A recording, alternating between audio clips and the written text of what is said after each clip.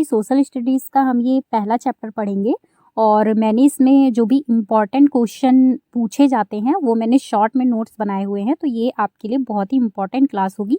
और आपको लगा हो कि हाँ मैंने इसमें इम्पोर्टेंट चीज़ें कराई हैं तो आप चैनल को सब्सक्राइब ज़रूर कर दीजिएगा, ठीक है। तो चलिए स्टार्ट करते हैं आज की क्लास। देखिए, बात करते हैं कि पहले के लोग कहाँ पे रहते थे। वो तो नर्मदा नदी का जो तट था, यानी जो मध्य प्रदेश में है, तो कई लाख वर्ष पहले लोग यहाँ रहते थे। वह कुशल संग्राहक थे। भोजन के रूप में वो जड़, फल और जंगलों के उत्पाद पर ही वो निर्भर रहते थे और जानवरों का वो लोग क्या करते थे, शिकार करते थे।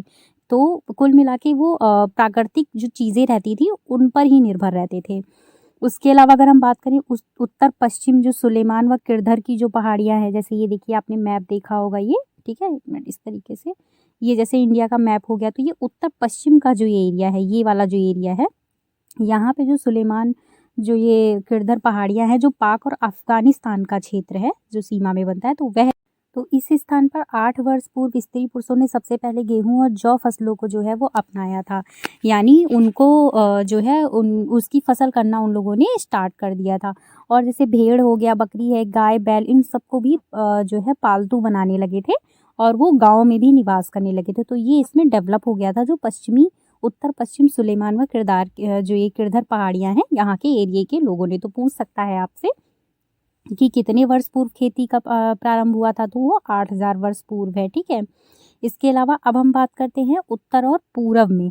तो ये गारो और मध्य भारत में जो विंध्य की पहाड़ियाँ हैं, यानी ये उत्तर दक्षिण और ये पूरब पश्चिम वाला जो मैंने आपको बताया था, ये पूरब हो गया, ये पश्चिम हो गया, मैंने पिछले वीडियो में भी आपको कराया था। तो ये वाला पार्ट हो गया। तो अब उत्तर और पूरब की बात आती है, यहाँ पे आता है। तो ये मध्य में जब ये विंध्य पहाड़ियों की जब बात आती है, तो यहाँ गारो जनजातियाँ रहती थी। तो यहाँ पे क्या है, गारो जनजाति जो असम विंध्य पहाड़ियाँ हैं, यानी मध्य प्रदेश यानी यहाँ पर कृषि का विकास हुआ।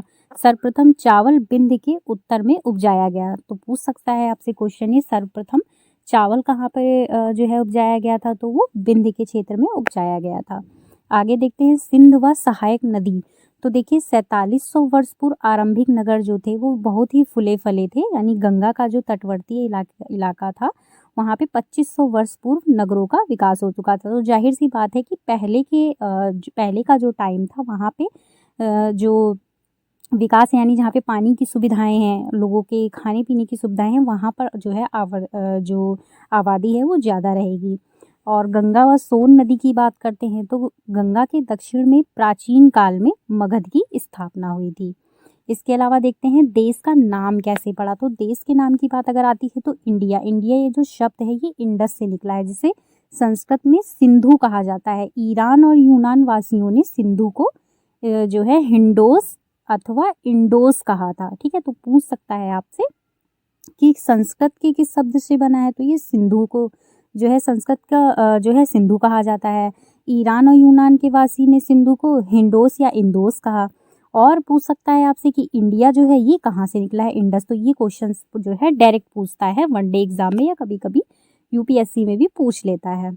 और इसके अलावा फिर क्या है कि इस नदी के पूर्व के जो भूमि प्रदेश हैं इसको क्या कहते हैं, जो ये पूर्व वाला एरिया है इसको इंडिया कहा गया, ठीक है। तो भारत नाम का प्रयोग उत्तर पश्चिम में रहने वाले लोगों ने, जो ये उत्तर और पश्चिम के लोग थे, है ना, तो ये जो उत्तर और पश्चिम के लोग थे इन्होंने एक समूह के लिए किया था। इसका वर्णन जो है वो ऋग्वेद में मिलता है। अब बात करते हैं अतीत के बारे में हम कैसे जान सकते हैं। तो देखिए अतीत के बारे में जानने के लिए कई सारी चीज़ें हैं, जैसे पांडुलिपि का प्रयोग करके भी इसके बारे में जान सकते हैं, ठीक है। तो जैसे इसमें हो गया, जैसे ये पुस्तकें हाथ से पांडुलिपि क्या होती है, जैसे ये पुस्तकें हाथ से लिखी होती हैं।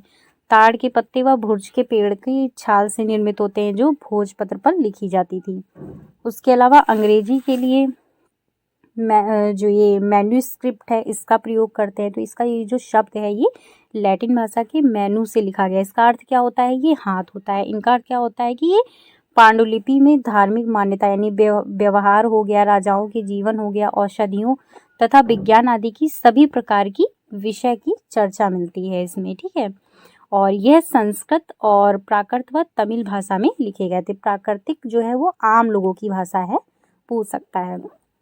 अगला हम किस तरीके से जान सकते हैं, अभिलेख हो गया, फिर पुरातत्वविद हो गया और इतिहासकारक।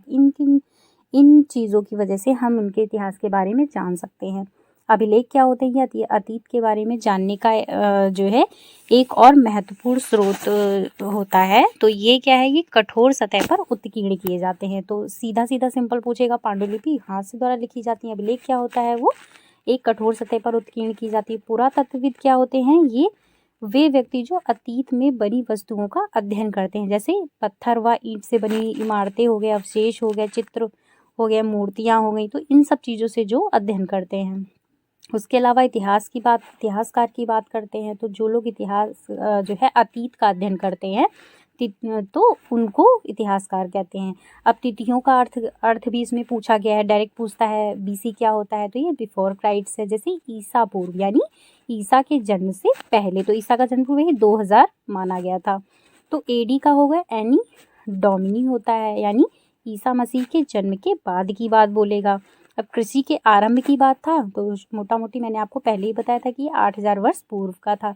सिंधु घाटी सभ्यता के प्रथम नगर है, तो ये 4700 वर्ष पूर्व थे। गंगा घाटी के नगर थे मगध में, तो ये 2500 वर्ष पूर्व थे। और इसके अलावा चैप्टर पढ़ेंगे, उसका जो सार होता है वो मैंने इसमें कराया हुआ है। तो देखिए आरंभिक नगर जो थे, आरंभिक नगर के बारे में जैसे मानव की खोज है, तो उसमें आरंभिक नगर है, जैसे आखेटक था वो, और खाद्य संग्राहक के रूप में जाने जाते थे। तो ये क्या है कि यह इस महाद्वीप से 20 लाख वर्ष पहले रहते थे। इन्हें यह नाम भोजन का जो है वो इंतजाम करने की विधि के आधार पर दिया गया है। तो इन्हें आखेटक, यानी ये जो नाम इनको दिया गया है, ये इनको भोजन एकत्रित करने के नाम पर दिया गया है। ठीक है, बाकी बात करें तो जानवरों का शिकार है, मछलियां हैं, चिड़िया हैं, फल फूल दाने जो पौधे, पत्तियां, अंडे इत्यादि पर ये निर्भर रहते थे। इससे पहले वाले वीडियो में मैंने आपको बताया था कि ये लोग क्या करते थे? शिकार करते थे और खाना बदोश से, यानी इनको नदियों के किनारे रहते थे। जैसे मैंने नर्मदा नदी जो मध्य प्रदेश में है उसके स्थान पे रहते थे। तो इन लोगों को जहाँ पे खाना जो है, इनको भोजन जैसे ये लोग मांस वगैरह खाते थे जानवरों का शिकार करके। तो इस टाइप की चीजें जहाँ इनको मिलती थी ये वहीं चले जाते थे। धीरे धीरे जो है उनकी उसमें डेवलपमेंट हुआ और इन्होंने जो है फसल उगाना स्टार्ट किया, जैसे गेहूं और जौ भी मैंने आपको बताया था, है ना। खेती का पूछ लेता है 8000 वर्ष पूर्व।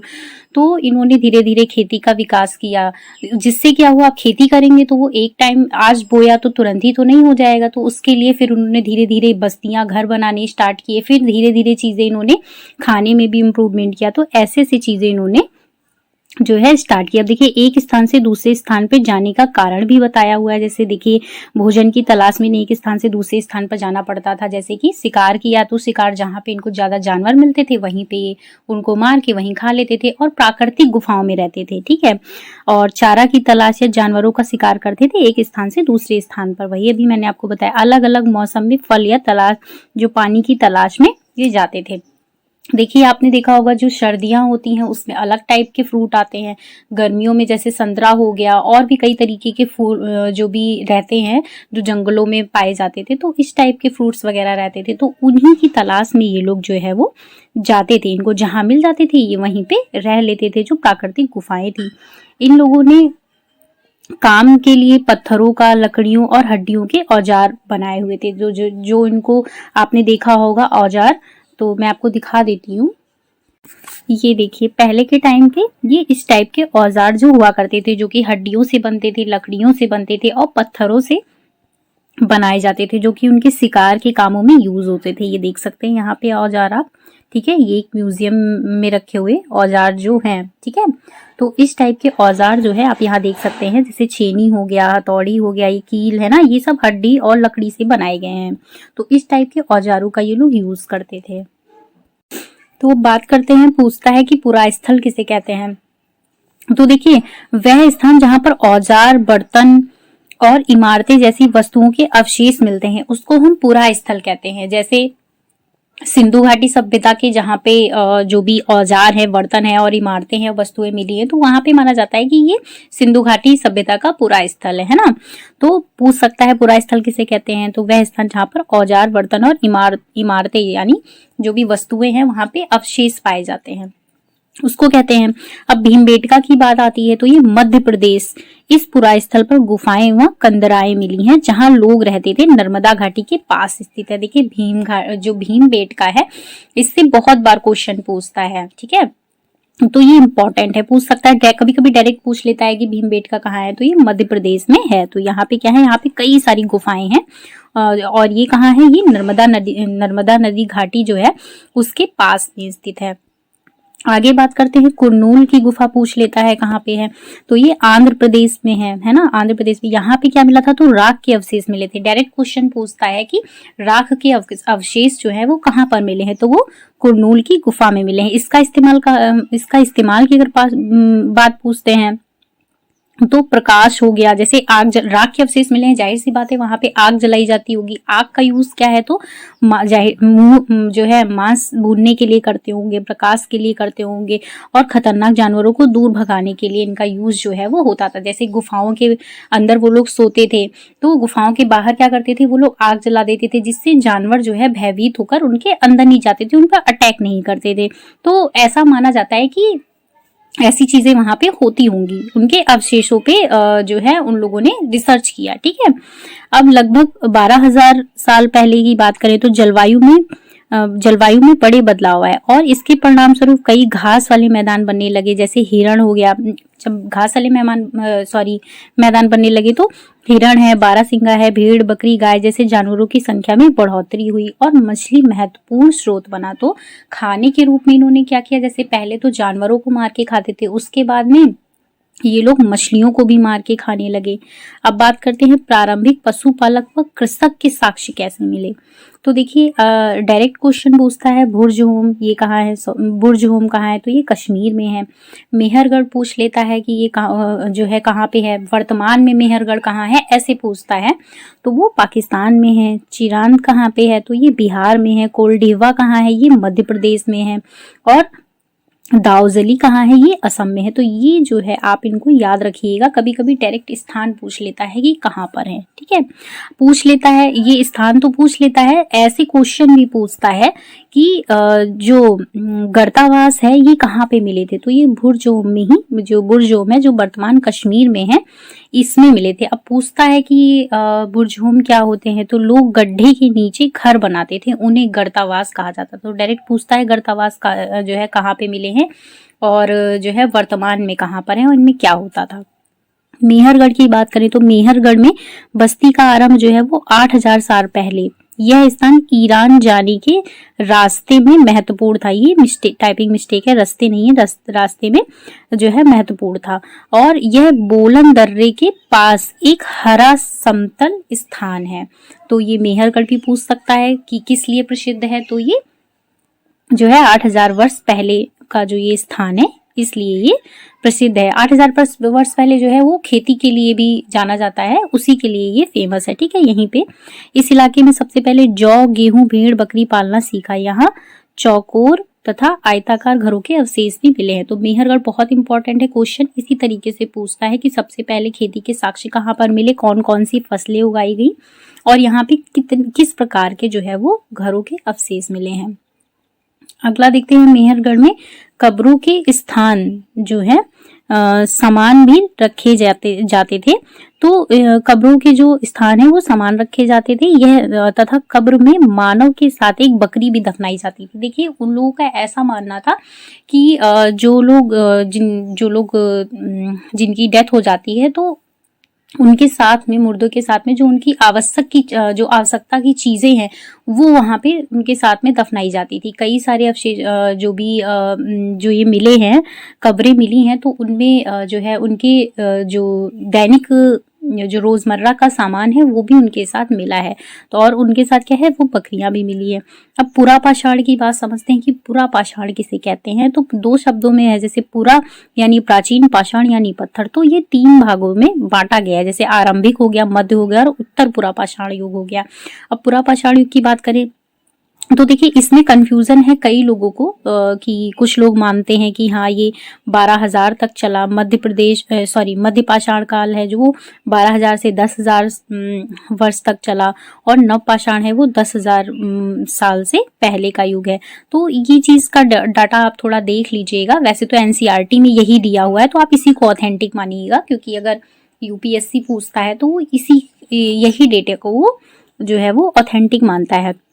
तो पुरा पाषाण काल जो है वो आरंभिक काल को कहते हैं। मध्य पाषाण काल है यह जो काल है ये पर्यावरणीय बदलाव मिलते हैं इसमें, और नव पाषाण काल में है तो ये अगले युग की शुरुआत मानी जाती है।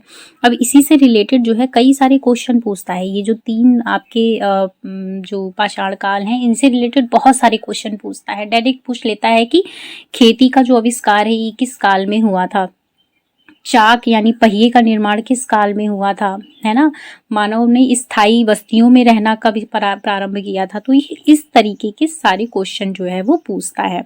तो ये था इम्पोर्टेंट जो कि सेकंड चैप्टर का था, और आई होप आपको ये समरी पसंद आई होगी। मैं कोशिश करूंगी कि ये सारे चैप्टर्स की समरी कराने के बाद में मैं टोटल जो भी क्वेश्चंस पूछे गए हैं वो मैं आपको करा दूं।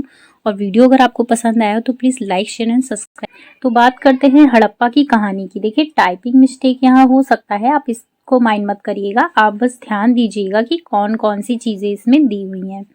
तो हड़प्पा की कहानी लगभग 150 साल पहले। अब अगर बात करें तो अब पंजाब में पहली बार जब क्या हो रहा था कि रेलवे लाइन बिछाई जा रही थी, तो इस काम में जुटे हुए कुछ इंजीनियर्स थे जिनको अचानक हड़प्पा पुरास्थल है वो मिला, जो कि कहाँ है, ये वर्तमान पाकिस्तान में है। पूछ सकता है आपसे हड़प्पा वर्तमान में कहाँ है, तो ये पाकिस्तान में है। यह सभ्यता जो है सिंधु नदी के जो निकट है उसमें विकसित हुई थी। यह सभ्यता 4700 साल पहले विकसित हुई थी। ठीक है, तो बस इसमें से यही क्वेश्चन पूछता है कि हड़प्पा जो है वो प्रेजेंट टाइम कहाँ पे है, और कहाँ पे किस तरीके से इसकी जो खोज हुई थी वो मिली थी। और बाकी नदी पूछ लेता है, सिंधु घाटी नदी के तट पे विकसित हुई थी, इसीलिए इसका नाम जो है वो सिंधु घाटी सभ्यता रख दिया गया था। सिंधु घाटी सभ्यता के ही ये स्थल है हड़प्पा, मोहनजोदड़ो, और भी अभी आगे आप पढ़ेंगे। ठीक है, आगे देखते हैं कि हड़प्पाई नगरों की जो विशेषता है ये क्या थी। तो इनकी जो विशेषता है, इन नगरों को हम 2 भागों में या उससे ज्यादा भागों में बांट सकते हैं। तो जैसे हड़प्पा नगर जो थे इनको कई भागों में बांटकर इनको जो है, क्योंकि ये बहुत बड़ी सभ्यता थी, तो किसी भी बड़ी चीज को जब हम पढ़ते हैं तो उसको हम पार्ट में डिवाइड करके अगर पढ़ते हैं तो हम बहुत अच्छी तरीके से उसको समझ सकते हैं। तो इसीलिए इनको भी कई सारे हिस्सों में जो है वो बांट दिया गया। तो इसमें पहला रखा गया नगर दुर्ग। यह क्या था, ये पश्चिम का भाग था, यह ऊंचाई पर बना था तथा अपेक्षाकृत क्या था, ये छोटा था। देखिए ये जो इस तरीके से थी, तो ये जो पश्चिमी भाग था इसका, ये पश्चिमी भाग हो गया। इरेज करके दिखा देती हूँ आपको, ये देखिए इस तरीके से था। मान लीजिए ये सिंधु घाटी सभ्यता यानी ये हड़प्पा सभ्यता है, तो हड़प्पा सभ्यता का ये जो पश्चिमी भाग था, है ना, तो ये क्या था, ये नगर दुर्ग के नाम से जाना जाता था, और ये क्या था, ये छोटा था। और निचले सिरे की बात करें हम, ये वाला जो था यहाँ पे ये पूर्वी था, ये निचले हिस्से पर बना था। ये क्या था, इसका जो भाग था ये काफी बड़ा था। ठीक है, तो ये भी पूछ सकता है कितने भागों में विभाजित किया गया था ये, तो 2 भागों में। जैसे जो पश्चिमी था ये नगर दुर्ग था, यानी ये ऊंचाई पर बना था, यानी यहाँ पे ये ऊंचाई पर बना था, और ये था इस तरीके से, जो पश्चिमी वाला था ये ऊंचाई पर बना था और छोटा था, जो पूर्वी वाला था ये क्या था, ये अपेक्षाकृत बड़ा था। ठीक है, ये निचले स्तर पर था। तो इस तरीके से आप याद कर सकते हैं। ये हो गया पश्चिमी, एक मिनट, हाँ ये हो गया पश्चिम और ये हो गया पूर्वी। ठीक है, बाकी ये उत्तर होता है, ये दक्षिण होता है। तो इस तरीके से आप इसको याद रख सकते हैं। आगे देखते हैं, दोनों हिस्सों की जो 4 दीवारी थी ये पक्की ईंट से बनाई गई थी। तो ये जो हिस्से थे इनके दोनों, तो इनकी जो 4 दीवारी थी यानी इनके बीच में ये था, है ना, तो ये जो इनकी हिस्सेदार जो ये 4 दीवारी थी ये पक्की ईंटों से बनाई गई थी दोनों हिस्सों की। आगे बात करते हैं मोहनजोदड़ो की। तो मोहनजोदड़ो की बात करते हैं तो इस नगर में क्या था, वो विशाल स्नानागार मिला है। ये स्नानागार ईंट व प्लास्टर से बनाया गया था। इसमें पानी का रिसाव रोकने के लिए प्लास्टर के ऊपर चारकोल की परत चढ़ाई गई थी। ये बहुत ही इंपॉर्टेंट है, पूछता है विशाल स्नानागार कहाँ से मिला है, तो मोहनजोदड़ो से मिला है। अब ऐसे आप याद कर सकते हैं, देखिए मोहनजोदड़ो स्नानागार, ठीक है। तो जो विशाल स्नानागार पूछ लेता है डायरेक्ट कहाँ मिला है, तो वो मोहनजोदड़ो में मिला है। पूछता है पानी के रिसाव के लिए किस चीज की परत चढ़ाई जाती थी, वो भी इम्पोर्टेंट है। प्लास्टर के ऊपर चारकोल की जो है वो परत चढ़ाई जाती थी, ठीक है। इस सरोवर में क्या था, वो दो तरफ से उतरने के लिए सीढ़ियां बनाई गई थी। आप इस तरीके से ऐसे देखिए, ये मान लीजिए स्नानागार है, यहाँ से भी चढ़ने के लिए होंगी, यहाँ से भी होगी, तो इस तरीके से सीढ़ियां बनाई गई थी। और इसके चारों तरफ क्या थे, वो कमरे बनाए गए थे। जैसे ये मान लीजिए यहाँ पे है, तो यहाँ सीढ़ी थी और इसके चारों तरफ जो है कमरे बनाए गए थे। ऐसा माना जाता है कि ये लोग, जो लोग भी स्नान करके आते होंगे, तो इसमें ये लोग कपड़े चेंज करते होंगे। और कालीबंगा और लोथल में क्या कहते हैं, वो अग्निकुंड पाए गए थे। क्वेश्चन पूछता है अग्निकुंड कहाँ पे पाए गए थे, तो वो कालीबंगा और लोथल से मिले हैं। हड़प्पा और मोहनजोदड़ो से भंडार गृह भी मिले हैं, तो भंडार गृह भी पूछ सकता है। तो भंडार गृह अगर पूछेगा विशाल स्नानागार, ठीक है, विशाल स्नानागार पूछेगा तो आपका कहाँ है, वो मोहनजोदड़ो में है। पूछेगा अन्नागार कहाँ से मिला है, तो आप बता देंगे ये भंडार गृह कहाँ से मिला है, तो वो हड़प्पा और मोहनजोदड़ो से मिले हैं। अग्निकुंड पूछेगा तो कालीबंगा और लोथल से मिले हैं, ठीक है। इसके अलावा देखते हैं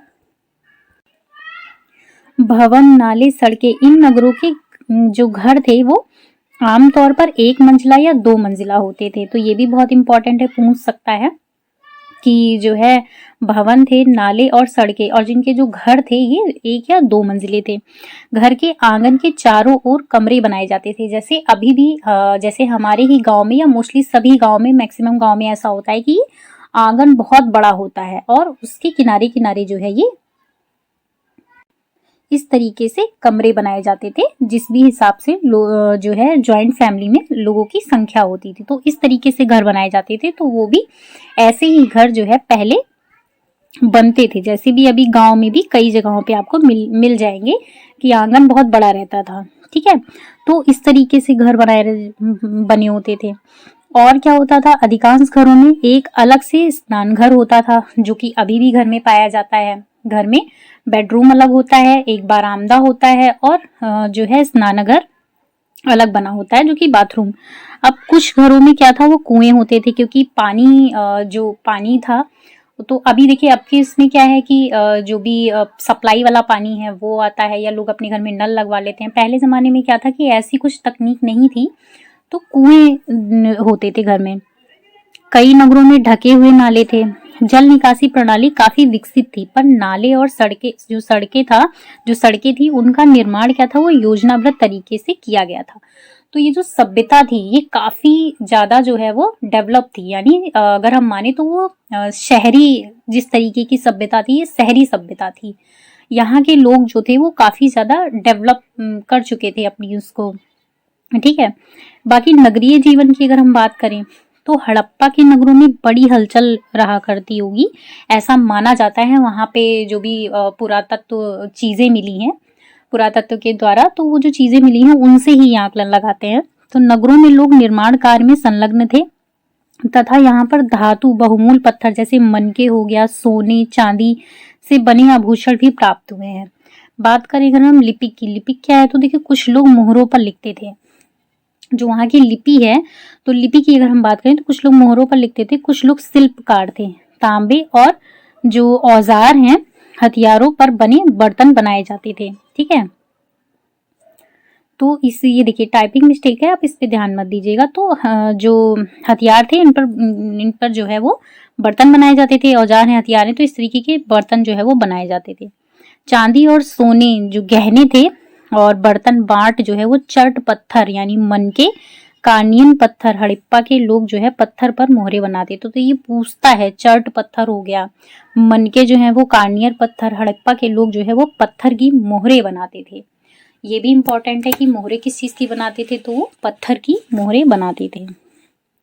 आगे बात करते हैं, फ्रेयांस की बात करते हैं, तो बालू व जो है स्फटिक पत्थरों के चूर्ण को गोंद में मिलाकर तैयार किया गया पदार्थ होता था। तो पूछ सकता है, डायरेक्ट पूछता है कि ये फ्रेयांस क्या है, तो ये क्या होता है, बालू हो गया या स्फटिक पत्थर जो एक होता था, उसको पीस के उसमें गोंद मिला के जो है एक पदार्थ जो है वो तैयार किया जाता था, उसको हम फ्रेयांस बोलते हैं।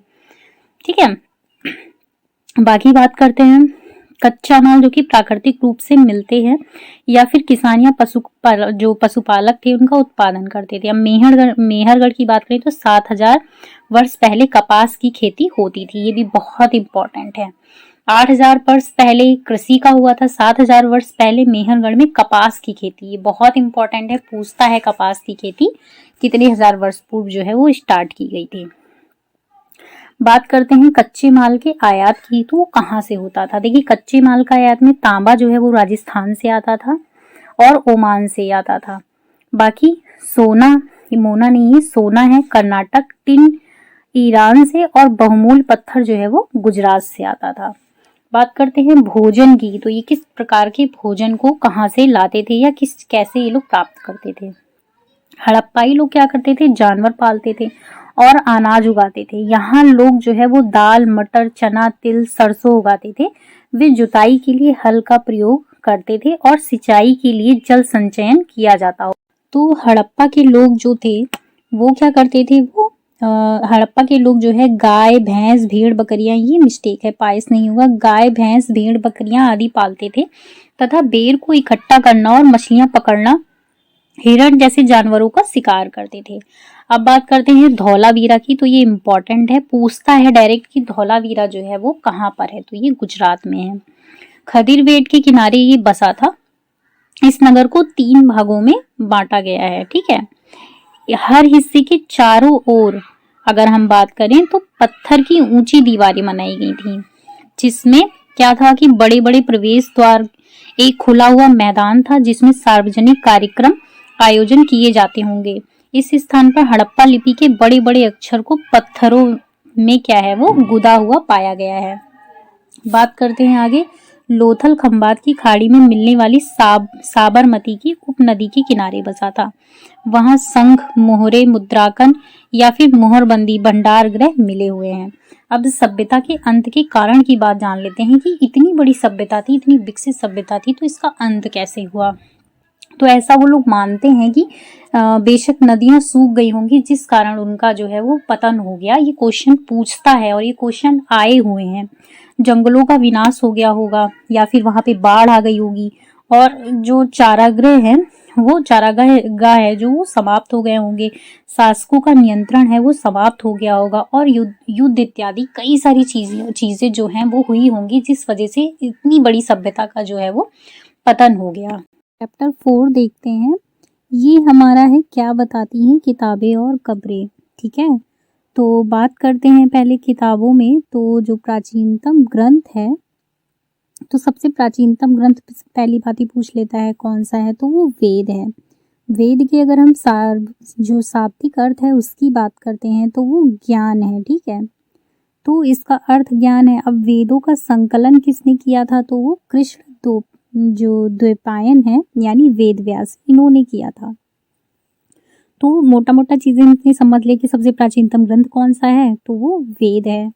वेद का सर्वाधिक जो शाब्दिक अर्थ है वो भी हमने जान लिया, क्या होता है, वो ज्ञान होता है। इनका संकलन किसने किया था, तो वो भी वेद व्यास जी ने किया था। कृष्ण जो द्वैपायन है यानी वेद व्यास जी ने किया था। वेदों की संख्या पूछ लेता है तो वो 4 हैं। ऋग्वेद हो गया, सामवेद, यजुर्वेद, अर्थवेद। इसमें भी तो ऋग्वेद की बात करते हैं तो ऋग्वेद जो है वो सबसे पुराना वेद है, ये बंद नहीं वेद है। ऋग्वेद की जो रचना है ये 3500 साल पहले हुई थी। वेद में क्या है, वो 1000 से ज्यादा प्रार्थनाएं हैं जिन्हें हम सूक्ति कहते हैं। ठीक है, पूछता है ये, इसमें 10 मंडल हैं।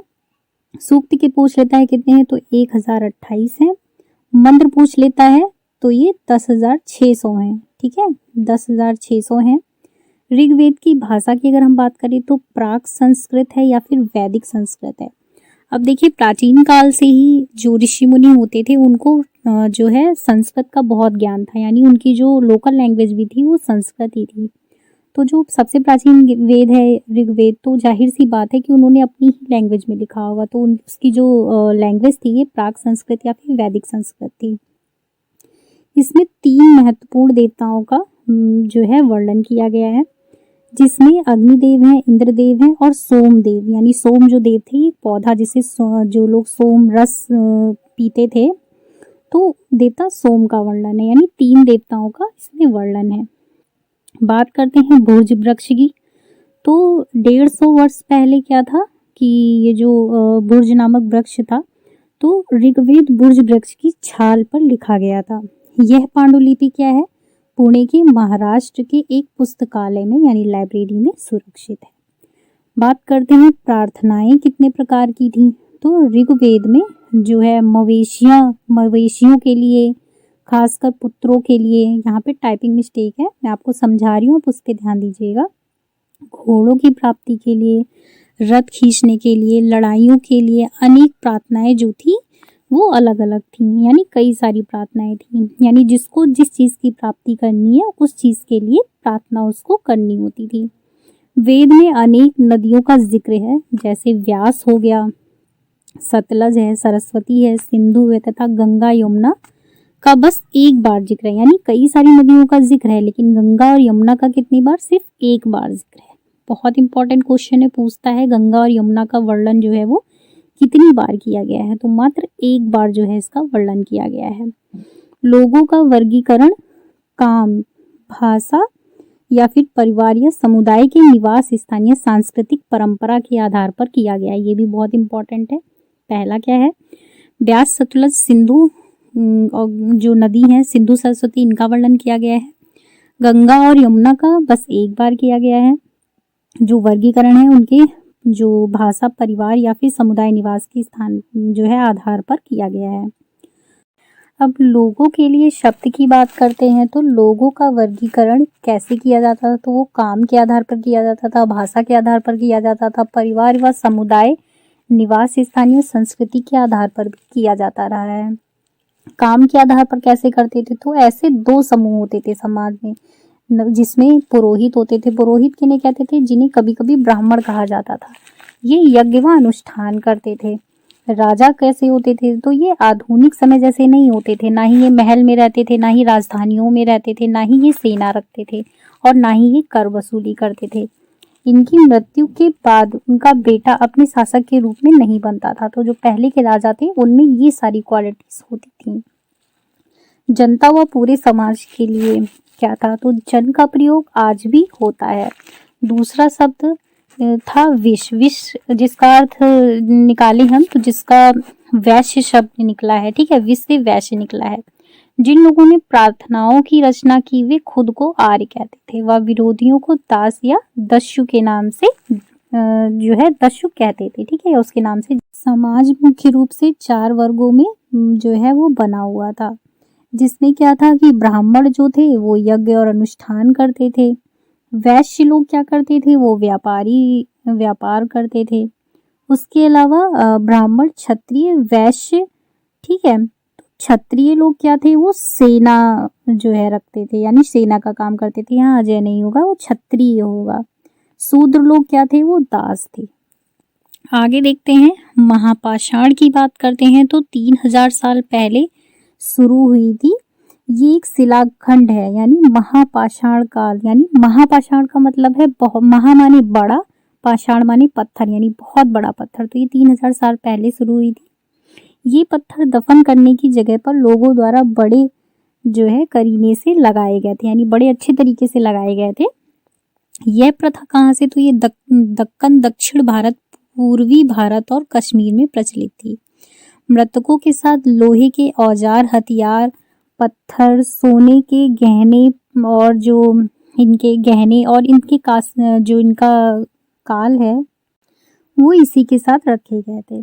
बात करते हैं कि सबसे पहले लोहे का प्रयोग आरंभ हो गया था, तो कितने साल पहले, तो 3000 साल पहले ही लोहे का जो प्रयोग है वो आरंभ हो गया था। अब बात करते हैं इनाम गांव की, ये भी बहुत इंपॉर्टेंट है, इनाम गांव। तो इनाम गांव की बात करते हैं, 3600 से 2700 साल पहले भीमा की सहायक नदी, यानी घोड़ के किनारे, घोड़ एक जगह है के किनारे एक जगह है, यहाँ वयस्क लोगों को प्रायः गड्ढे में सीधा लिटाकर दफनाया जाता था। उनका सिर उत्तर की तरफ होता था, यानी ये उत्तर है, ये दक्षिण है, ये पूरब है, ये पश्चिम है। तो उनका जो सिर होता था वो उत्तर की ओर होता था। कई बार उन्हें घर के अंदर ही दफना दिया जाता था।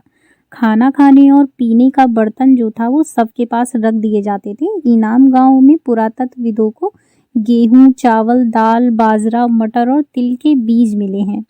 जानवरों की हड्डियां भी मिली हैं। गाय, बैल, भैंस, बकरी, भेड़, कुत्ता, घोड़ा, हिरण, सुअर, चिड़िया, कछुआ, केकड़ा और मछली की हड्डियां भी पाई गई हैं। ठीक है, तो जब उनको दफनाया गया महापाषाण काल में, तो ये सारी चीज़ें भी उनकी जो कब्र है वहाँ पे मिली हैं। उन लोगों का ऐसा मानना था कि जो व्यक्ति मृत हो जाता है तो वो इन सारी चीज़ों का उपभोग करेगा, इसलिए वो इन चीज़ों को वहाँ रख देते थे। इसी के साथ ये वाला चैप्टर भी ख़त्म होता है। नेक्स्ट चैप्टर देखिए, मैं जो जो इम्पॉर्टेंट है सारे चैप्टर्स का निचोड़ वो मैं करा रही हूँ। बाकी पढ़ने को आप एनसीईआरटी कहीं से भी डाउनलोड कर लीजिए, उसकी डायरेक्ट आप साइट से एनसीईआरटी की डाउनलोड कर लीजिए। पढ़ने को आप पढ़ सकते हैं, वो एक स्टोरी की तरह है, लेकिन जो इम्पोर्टेंट चीज़ें हैं बस वही यही इम्पोर्टेंट है। ठीक है, अगली टॉपिक को देखते हैं। तो ये राज्य है, राजा है और एक प्राचीन गणराज्य के बारे में बात करते हैं। तो देखिए, शासक की अगर हम बात करें तो 3000 साल पहले राजा बनने की प्रक्रिया में कुछ बदलाव है। तो उन बदलावों में क्या था कि अश्वमेध यज्ञ आयोजित करके राजा के रूप में प्रतिष्ठित हो गए, यानी जिसको भी राजा बनना रहता था तो वो अश्वमेध यज्ञ कराता था। अब ये अश्वमेध यज्ञ करने वाला जो राजा था वो बहुत ही शक्तिशाली माना जाता था। तो महायज्ञों को करने वाले राजा अब जन के राजा न होकर जनपदों के राजा माने जाने लगे। तो जनपद का शाब्दिक अर्थ क्या होता है? जन के बसने की जगह। ठीक है, यानी जन यानी लोगों के बसने की जगह, तो वो जनपद हो गई। तो बात करते हैं अश्वमेध यज्ञ की। ठीक है, तो इसमें हमने बात की थी, तो इसमें क्या होता था, इस यज्ञ में रथ घोड़े को राजा के लोगों की देखरेख में स्वतंत्र विचरण के लिए छोड़ दिया जाता था। इस घोड़े को किसी दूसरे राजा ने रोका तो उसे वहां अश्वमेध यज्ञ करने वाले राजा से युद्ध करना होगा। अगर उसे जाने दिया तो अश्वमेध करने वाला जो राजा था वो अधिक शक्तिशाली है। यज्ञ पुरोहित द्वारा संपन्न कराया जाता था तथा विभिन्न राजाओं को आमंत्रित भी किया जाता था। तो ये जो अश्वमेध यज्ञ था ये इस जो है राजा के द्वारा कराया जाता था, और जो घोड़ा था उसको स्वतंत्र छोड़ दिया जाता था अगर वो उनको जाने देता था, यानी कि उन्होंने अपनी पराजय जो है वो स्वीकार कर ली, यानी वो जो राजा है जो अश्वमेध यज्ञ करा रहा है वो मुझसे शक्तिशाली है, तो वो अपना राज्य जो है वो उन्हीं के अंडर में कर देता था। बात करते हैं उत्तर वैदिक ग्रंथ की। तो देखिए, सबसे प्राचीन ग्रंथ की या वैदिक ग्रंथ की हमने बात की थी, तो वो कौन सा था? वो ऋग्वेद था। तो उत्तर वैदिक ग्रंथ कौन सा हो जाएगा? जो ऋग्वेद के बाद में रचे गए हैं। इसमें कौन सा आ जाएगा? ये सामवेद है, यजुर्वेद है, अथर्ववेद है और उपनिषद है। ठीक है, ये आ जाएंगे। बात करते हैं वर्णों की। तो पुरोहितों ने लोगों को 4 वर्गों में विभाजित किया था। देख लेते हैं कौन कौन से थे। तो पहला तो उन्होंने ब्राह्मण, दूसरा क्षत्रिय, तीसरा वैश्य, चौथा शूद्र में उन्होंने विभाजित किया था। ब्राह्मण कौन होते थे? ब्राह्मण वे होते थे जो वेदों का अध्ययन और अध्यापन और यज्ञ करते थे। क्षत्रिय वे होते थे जो युद्ध करना और लोगों की रक्षा करते थे। वैश्य होते थे जो कृषक और पशुपालक और व्यापारी थे। शूद्र क्या थे? ये तीनों वर्णों की सेवा करते थे, तो ये इनका काम होता था। देखिए, आजकल के जो ब्राह्मण, क्षत्रिय, वैश्य, शूद्र हैं ये वो नहीं थे। ये जो जिनका उन्होंने वर्णों में विभाजित किया है ये अलग टाइप के थे, यानी उनके काम के आधार पर उनको किया गया था और इस आधार पर उनको जो है वो विभाजित किया गया था। ठीक है, बात करते हैं जनपद क्या होता है। तो जनपद का शाब्दिक अर्थ होता है जन के बसने की जगह होता है। ठीक है, महायज्ञों को करने वाला राजा जब जन के राजा न होकर जनपदों के राजा माने जाने लगे तो इनमें क्या था, वो लोग झोपड़ियों में रहते थे और मवेशी तथा जानवरों को पालते थे। चावल, गेहूं, धान, जौ, दाल, तिल, सरसों ये सारी चीजें जो है वो उगाते थे। कुछ जनपदों को देखते हैं। तो देखिए, दिल्ली का था, तो दिल्ली का पुराना किला। उत्तर प्रदेश में का जो है वो हस्तिनापुर। एटा का है वो अतरंजी खेड़ा है। इसके अलावा अगर हम देखते हैं महाजनपद क्या होते थे तो उनके बारे में भी जान लेते हैं। देखिए, 2500 साल पहले कुछ जनपद अधिक महत्वपूर्ण हो गए। इन्हें क्या है, महाजनपद कहा जाने लगा।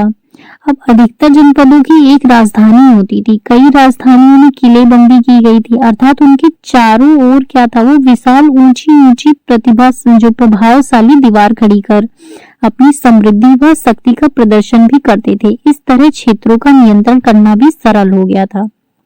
तो इसमें क्या था, जैसे आज भी आप लोगों ने देखा होगा कि जो थोड़े अमीर लोग होते हैं वो लोग क्या करते हैं, अपने घर को बहुत आलीशान बनाते हैं। जैसे एक मंजिला नॉर्मल सब लोग का होता है, 2 3 4 5 6 मंजिला इस तरीके से बनवाते हैं। तो वैसे ही तब भी होता था, यानी कि वो उनके चारों तरफ विशाल ऊंची और प्रतिभाशाली दीवार खड़ी करके यानी वो अपनी शक्ति और समृद्धि का जो है वो प्रदर्शन करते थे। बात करते हैं कर यानी टैक्स। तो वो क्या होता है, देखिए महाजनपदों के राजा विशाल किले बनवाते थे और बड़ी सेना रखते थे, इसलिए अब नियमित रूप से कर वसूलने लगे थे। अधिकांश लोग क्या थे, वो कृषक थे। वे प्रायः जो है फसल का 1/6 हिस्सा कर लेते थे। तो ये बहुत ही इंपॉर्टेंट है, पूछ सकता है कितना कर लेते थे, तो 1/6 हिस्सा कर लेते थे। कारीगरों के ऊपर भी कर लगाए गए। श्रमिकों को राजा के लिए महीने में 1 दिन काम करना पड़ता था। तो इस तरीके से ये जो है कर लेते थे, यानी टैक्स लेते थे। जैसे अब क्या होता है कि जिनकी इनकम ज्यादा होती है उनको इनकम टैक्स देना होता है, इसी तरीके से पहले जो है राजाओं को कर जो है वो चुकाते थे। बात करते हैं पशुपालक की। तो जानवरों या उनके उत्पादक के रूप में कर देना पड़ता था, यानी किसी के यहाँ अगर जो जानवर है तो अगर दूध हो गया है तो उनको दूध देना है, यही उनका कर होता था। व्यापारियों को सामान खरीदने बेचने पर भी कर देना पड़ता था। आखेटकों को जंगल से प्राप्त वस्तुएं जो है कर के रूप में देनी होती थी, जैसे वहां के फल फ्रूट हो गए और वहां की लकड़ियां हो गई। तो इस तरह की चीजों से राजा जो है कर लेता था। अब बात करते हैं कृषि में परिवर्तन की। तो देखिए इस युग में कृषि के क्षेत्र में 2 बड़े परिवर्तन आए थे। पहला क्या था, हल्के फाल व लोहे के जो हल्के फाल थे वो अब लोहे के बनने लगे, जिससे अब कठोर जमीन को आसानी से जोता जा सकता था। इससे फसलों को क्या था, वो जो फसलों की उपज थी, ठीक है, वो बढ़ गई। दूसरा क्या था कि लोगों ने धान के पौधे का रोपण शुरू कर दिया था। ठीक है, पहले होता था ऐसे ही बिखरा के बो देते थे, लेकिन अब क्या था कि उनको रोपना स्टार्ट कर दिया गया, जैसे कि अब इस टाइम में खेती होती है, जिससे अब पहले की तुलना में बहुत पौधे जीवित रह जाते थे, इसलिए पैदावार भी अधिक होने लगी, यानी उनका सूक्ष्म निरीक्षण किया जाने लगा। बात करते हैं मगध की। तो देखिए मगध क्या था, लगभग 200 सालों के भीतर मगध सबसे महत्वपूर्ण जनपद बन गया। ठीक है, गंगा और सोन जैसी नदियां मगध से होकर बहती थी। मगध का एक हिस्सा जंगलों से भरा था। इन जंगलों में रहने वाले हाथियों को पकड़कर इन्हें प्रशिक्षित कर सेना में काम पर लगाया जाता था। तो ये सारा इनका काम था मगध वासियों का। ठीक है, बात करते हैं मगध। बिंबिसार मगध का शक्तिशाली शासक था। पूछ लेता है, इंपॉर्टेंट है। बिंबिसार जो है मगध का शक्तिशाली शासक था और अजातशत्रु जो था वो राजगृह में स्तूप का निर्माण कराया था। ठीक है, बात करते हैं पद्मनंद की। और एक महत्वपूर्ण शासक थे जो महापद्मनंद थे, ये एक और महत्वपूर्ण शासक थे। इन्होंने अपने नियंत्रण का क्षेत्र उस उपमहाद्वीप के उत्तर पश्चिमी भाग तक फैला लिया था। जैसे बिहार में राजगृह हो गया, यानी आधुनिक जो है वो राजगौर, कई सालों तक मगध की राजधानी बनी रही और बाद में पाटलिपुत्र यानी आज का पटना है को राजधानी इन्होंने बनाया था। बात करते हैं बज्जी की। तो देखिए इसकी राजधानी वैशाली थी। यह मगध के समीप था।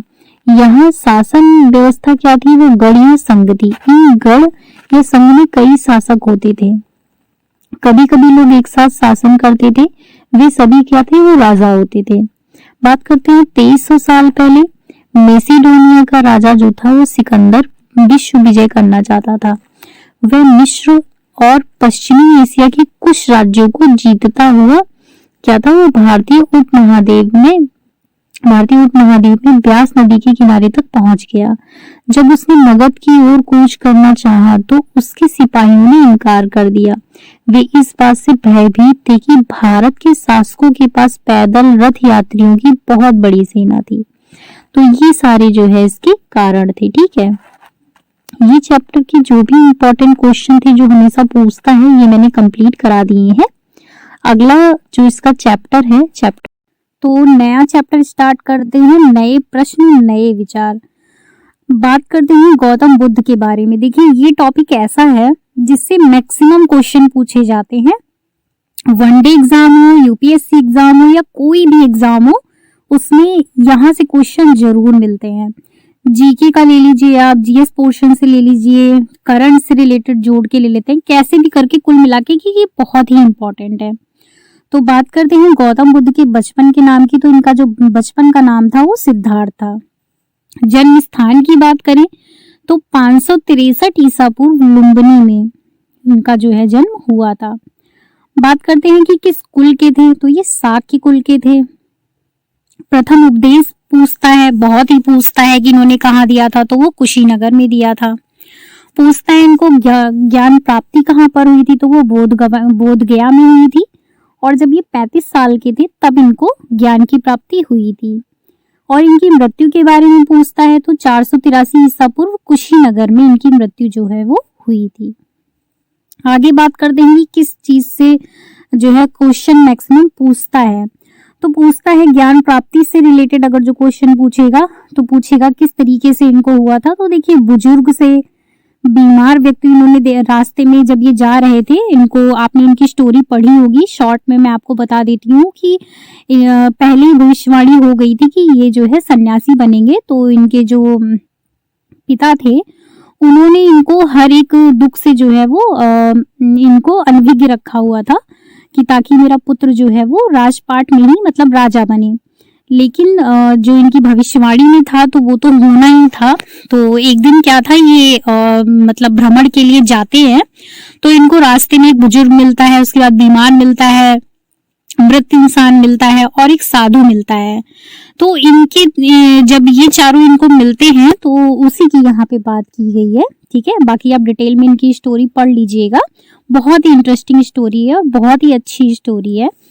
जिसके कारण क्या था कि 29 वर्ष की आयु में ज्ञान की खोज में उन्होंने घर को जो है त्याग दिया था। ठीक है, घर के सुखों को त्याग दिया था। तो इन्होंने बुजुर्ग आदमी देखा था, फिर बीमार देखा था, मृत देखा था, लास्ट में जब इन्होंने साधु को देखा था तो इनके मन में ये इच्छा जागृत हुई थी कि मुझे अब जो है अगर सारा सुख इसी में है, संसार की मोह माया सब कुछ त्याग के, तो इसीलिए ये जो है सन्यासी बनने के लिए चले गए थे। बात करते हैं आगे हम। अनेक वर्षों का भ्रमण करते रहे ये।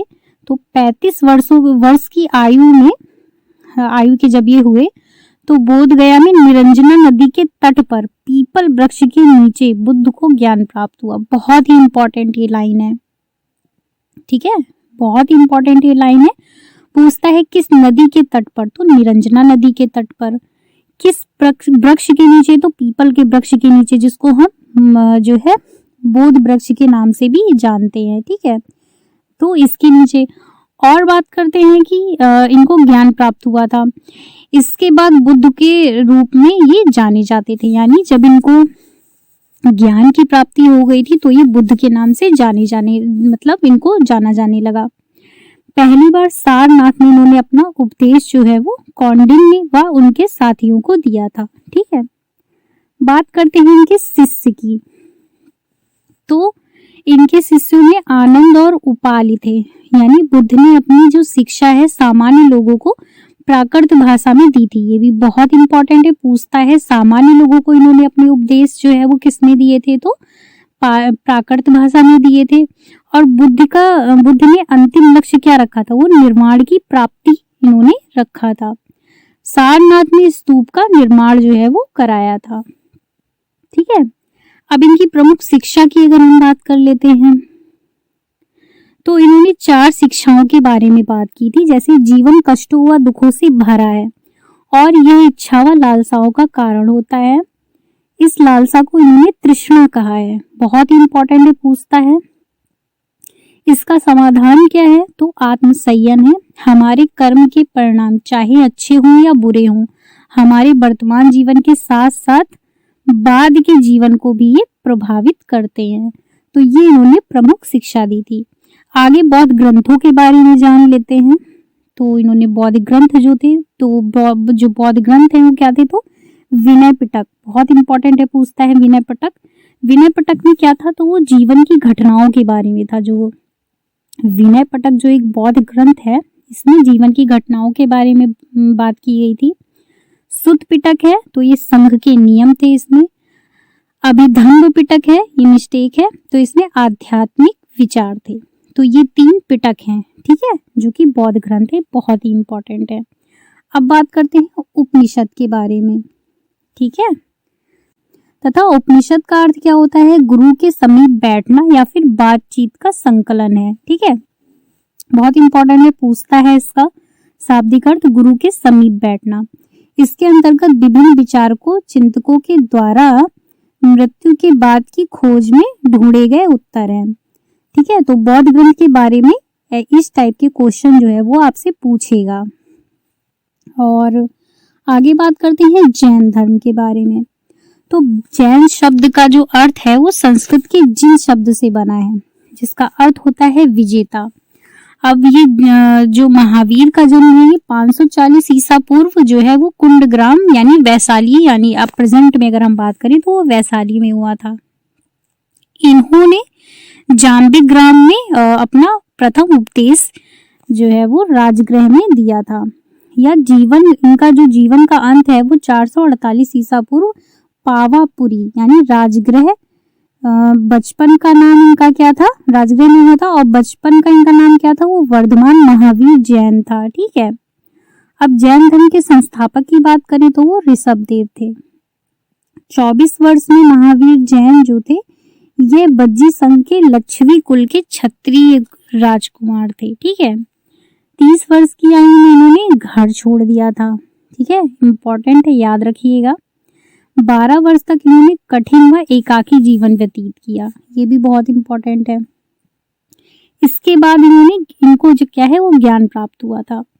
महावीर ने अपनी शिक्षा भी प्राकृत भाषा में दी थी। 2 त्रिरत्न जिनको सम्यक ध्यान, सम्यक दर्शन, सम्यक आचरण, ये 3 जो है त्रिरत्न हैं, ये इंपॉर्टेंट है। देखिए बौद्ध धर्म में भी 3 थे, 3 पिटक थे, और जैन धर्म में त्रिरत्न है, ये इंपॉर्टेंट है, ध्यान रखिएगा। सम्यक ध्यान, सम्यक दर्शन, सम्यक आचरण, ठीक है। जैन धर्म क्या था? जैन धर्म 2 भागों में था, जैसे एक दिगंबर और एक श्वेतांबर, ये 2 भागों में डिवाइड था। बात करते हैं जैन धर्म की शिक्षाओं की। बौद्ध धर्म की शिक्षाओं के बारे में हमने बात करी थी, तो इनकी शिक्षाएं क्या थी? अहिंसा के नियम का कड़ाई से पालन, किसी भी जीव की हत्या नहीं करनी चाहिए। नेक्स्ट क्या था? भोजन के लिए भिक्षा मांगकर सादा जीवन बिताना और चोरी नहीं करना है, और ब्रह्मचार्य का जो है वो पालन करना है। और इनकी शिक्षाओं में क्या शामिल था? मुख्यतः व्यापारियों ने जैन धर्म का समर्थन किया था। कई शताब्दियों तथा इसकी शिक्षाएं जो थी वो मौखिक रहीं, परंतु 1500 वर्ष पूर्व गुजरात में बल्लभी नामक स्थान पर लिखी गई थी, ये भी बहुत इंपॉर्टेंट है, गुजरात के बल्लभी नामक स्थान पर लिखी गई थी। महावीर तथा बुद्ध दोनों का ही मानना था कि घर का त्याग करने पर ही सच्चे ज्ञान की प्राप्ति हो सकती है। विनय पिटक में क्या था? संघ में रहने वाले भिक्षुकों के लिए नियम बनाए गए थे। संघ में ब्राह्मण, क्षत्रिय, व्यापारी, मजदूर प्रवेश ले सकते थे, ठीक है, ये विनय पिटक में था, इंपॉर्टेंट है, याद रखिएगा। विहार की बात क्या होती थी? देखिए विहार क्या होता था, ये जैन तथा बौद्ध भिक्षु पूरे साल एक स्थान से दूसरे स्थान पर घूमते हुए उपदेश दिया करते थे, परंतु वर्षा ऋतु में यह संभव नहीं था, इसलिए उन्हें निवास स्थान की आवश्यकता पड़ी। तो इसके लिए अनुयायियों ने कुछ उद्यान बनाए, विहार दान प्राप्त जो भूमि पर बनाए गए थे। इनमें लोग भोजन और वस्त्र लेकर आते थे, ठीक है, और उसके बदले में उन्हें उपदेश दिया जाता था। तो ये इम्पोर्टेंट है, पूछ सकता है। रहने का स्थान क्या था? वो विहार था, ठीक है। बाकी अगर हम बात करते हैं तो ये आश्रम व्यवस्था जान लेते हैं इनकी कैसी थी। तो इनकी जो आश्रम व्यवस्था है, देखिए जैन धर्म वालों की जो आश्रम व्यवस्था है, जैन और बौद्ध धर्म जब इतने फैल रहे थे तब ब्राह्मणों ने क्या किया था, आश्रम व्यवस्था का विकास किया। आश्रम का अर्थात होता है जीवन के चरण, ठीक है। तो 4 प्रकार के आश्रम है, इंपॉर्टेंट है, पूछता है आश्रम कितने प्रकार के हैं, तो 4 प्रकार के हैं। सबसे पहला होता है ब्रह्मचर्य, ठीक है। ब्राह्मण, क्षत्रिय, वैश्य से यह आशा की जाती थी कि वह क्या करेंगे, सादा जीवन बिताएंगे तथा वेदों का अध्ययन करेंगे। तो इसकी भी एज होती थी। उसके बाद ये क्या करेंगे, गृहस्थ जीवन में आएंगे। विवाह करने के पश्चात ये आश्रम में प्रवेश हो जाता था इनका, ठीक है। अब वानप्रस्थ आश्रम क्या होता था, जंगल में रहकर साधना करेंगे, यानी गृहस्थ जीवन को जीने के बाद में वानप्रस्थ आश्रम में आएंगे। उसके बाद जो है वो सन्यास ले लेंगे, यानी सब त्याग कर वे सन्यासी बन जाएंगे, ठीक है। तो इस 7 चैप्टर में दिया हुआ है एक अनोखा सम्राट जिसने युद्ध का त्याग किया। तो जानते हैं कौन से सम्राट के बारे में दिया हुआ है।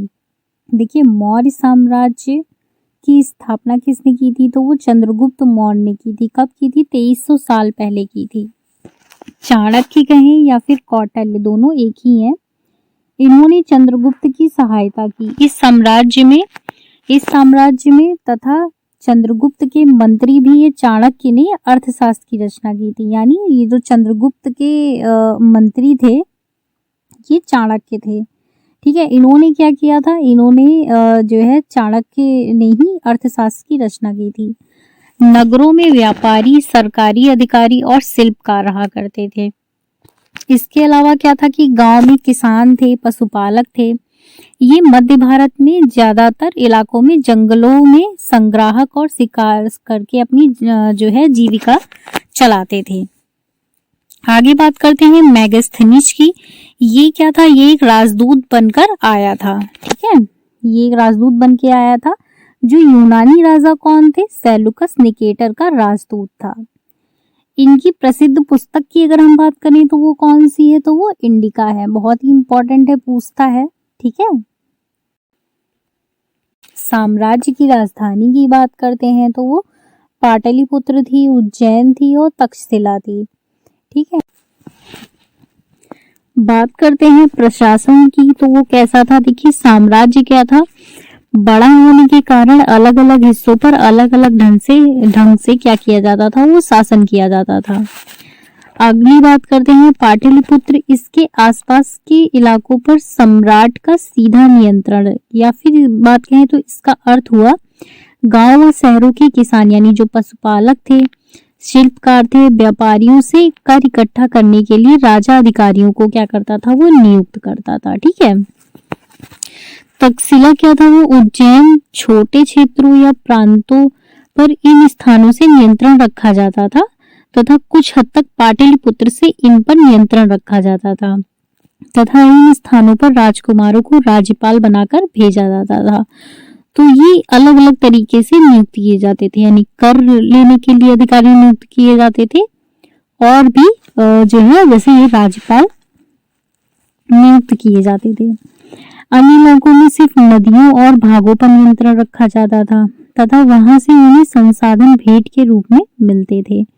उदाहरण के लिए बात करें तो उत्तर पश्चिम से कंबल, दक्षिण से सोना, कीमती पत्थर दिया जाता था, ठीक है। आगे बात करते हैं अशोक सम्राट जो थे, तो अशोक मौर्य वंश के सबसे प्रसिद्ध शासक थे। वह ऐसे जो शासक थे जिन्होंने क्या किया था, अभिलेखों द्वारा जनता तक अपने संदेश पहुंचाए थे। बहुत ही इंपॉर्टेंट है, ठीक है। अभिलेखों द्वारा अपने संदेश पहुंचाने की कोशिश की। और अशोक के ज्यादातर अभिलेख क्या है, वो प्राकृत भाषा और ब्राह्मी लिपि में है।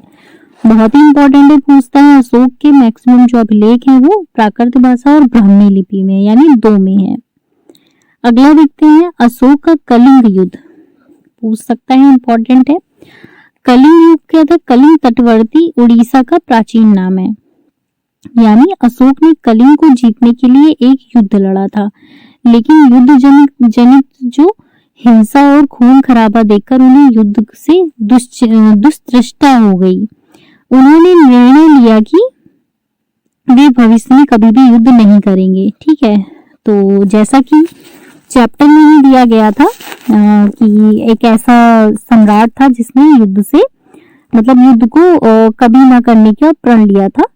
तो ये कौन थे? ये अशोक थे। ठीक है, अब अशोक का धर्म क्या था? तो अशोक के धर्म में किसी देवता की पूजा अथवा किसी कर्म कांड की आवश्यकता नहीं है। वो उन्हें लगता था कि जैसे पिता अपने बच्चों को अच्छे व्यवहार की शिक्षा देते हैं, वैसे ही क्या वह उनका कर्तव्य है कि अपनी प्रजा को निर्देश दें। वे बुद्ध के उपदेशों से प्रेरित हुए थे। ठीक है, हो सकता है अशोक क्या थे? वो बुद्ध के उपदेश से प्रेरित हुए थे और अशोक ने धर्म के विचारों को प्रसारित करने के लिए सीरिया में, ग्रीस तथा श्रीलंका में भी दूत भेजे थे। ठीक है, तो इस टाइप का इन्होंने ये सारी चीजें की थी। अगला चैप्टर जो दिया हुआ है खुशहाल गांव और समृद्ध शहर की बात करते हैं। तो लोहे के औजार और खेती।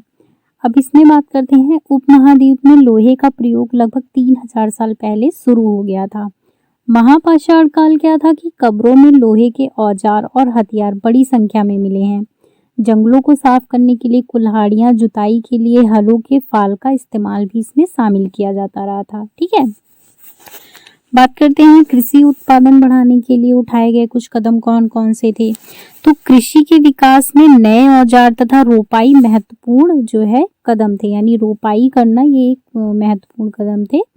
इसी तरह सिंचाई के लिए नहरें, तालाब और कृत्रिम जलाशय बनाए गए थे। ठीक है, ये मिस्टेक है, कृत्रिम जलाशय जो है वो बनाए गए थे। बात करते हैं गांव में कौन रहते थे। तो इस उपमहाद्वीप के दक्षिण तथा उत्तरी हिस्सों के अधिकांश गांव में कम से कम 3 तरह के लोग रहते थे। ठीक है, तो पूछ सकता है कितने तरीके के लोग रहते थे, तो वो 3 तरीके के लोग रहते थे।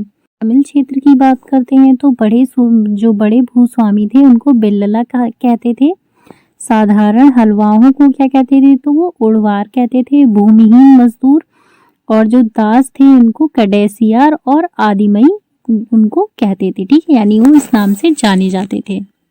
बात करते हैं देश के उत्तरी हिस्से करते हैं ग्राम भूजक कौन होते थे। तो ग्राम का प्रधान व्यक्ति ग्राम भूजक कहलाता था। ठीक है, तो यह गांव का प्रधान होता था और अक्सर एक ही परिवार के लोग इस पद पर कई पीढ़ियों तक रहते थे। जैसे आज के भी टाइम में आपने देखा होगा कि गांव में एक ग्राम प्रधान होता है, तो अब चुनाव के द्वारा होता है, जनता उसको चुनती है, लेकिन पहले ऐसा नहीं होता था। पहले क्या है, वो पीढ़ियों दर पीढ़ियों चलता रहता था।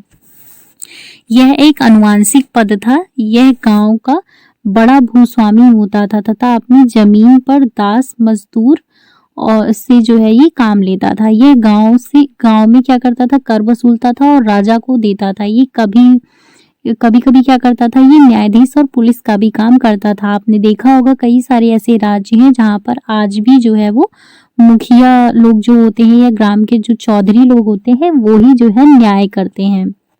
तो ये उस टाइप का कार्य करते थे। बात करते हैं स्वतंत्र कृषक की। तो ग्राम भोजकों के अलावा अन्य स्वतंत्र कृषक भी होते थे। इन्हें क्या कहते थे? इन्हें गृहपति कहते थे। इनमें ज्यादातर छोटे किसान ही होते थे, ये जो स्वतंत्र कृषक थे। अगला पूछता है कि दास और कर्मकार कौन थे। तो इनके पास क्या था कि स्वयं की जमीन नहीं होती थी और ये दूसरों की जमीन पर कार्य करते थे। कुछ लोहार, कुम्हार, बढ़ई, बुनकर, शिल्पकार और कुछ दास कर्मकार भी क्या करते थे, वो यहाँ होते थे। आगे बात करते हैं जो है संगम साहित्य की। तो ये संगम साहित्य क्या होता है? देखिए, तमिल की प्राचीन रचनाओं को संगम साहित्य कहते हैं। इनकी रचना की अगर हम बात करें तो 2300 साल पहले की गई थी। संगम साहित्य इसलिए कहा जाता है क्योंकि मदुरई के जो कवि थे, कवियों के सम्मेलन में इसका संकलन किया गया था। तो ये बहुत ही इंपॉर्टेंट है, पूछ सकता है इसको संगम साहित्य क्यों कहते हैं। तो कवियों के सम्मेलन में इसका संकलन हुआ था। बात करते हैं आहाज सिक्कों की। तो ये सिक्के कौन से होते हैं? तो सबसे पुराने आहाज सिक्के थे, यानी सबसे पहले यही बनाए गए थे, जो करीब 500 साल चले।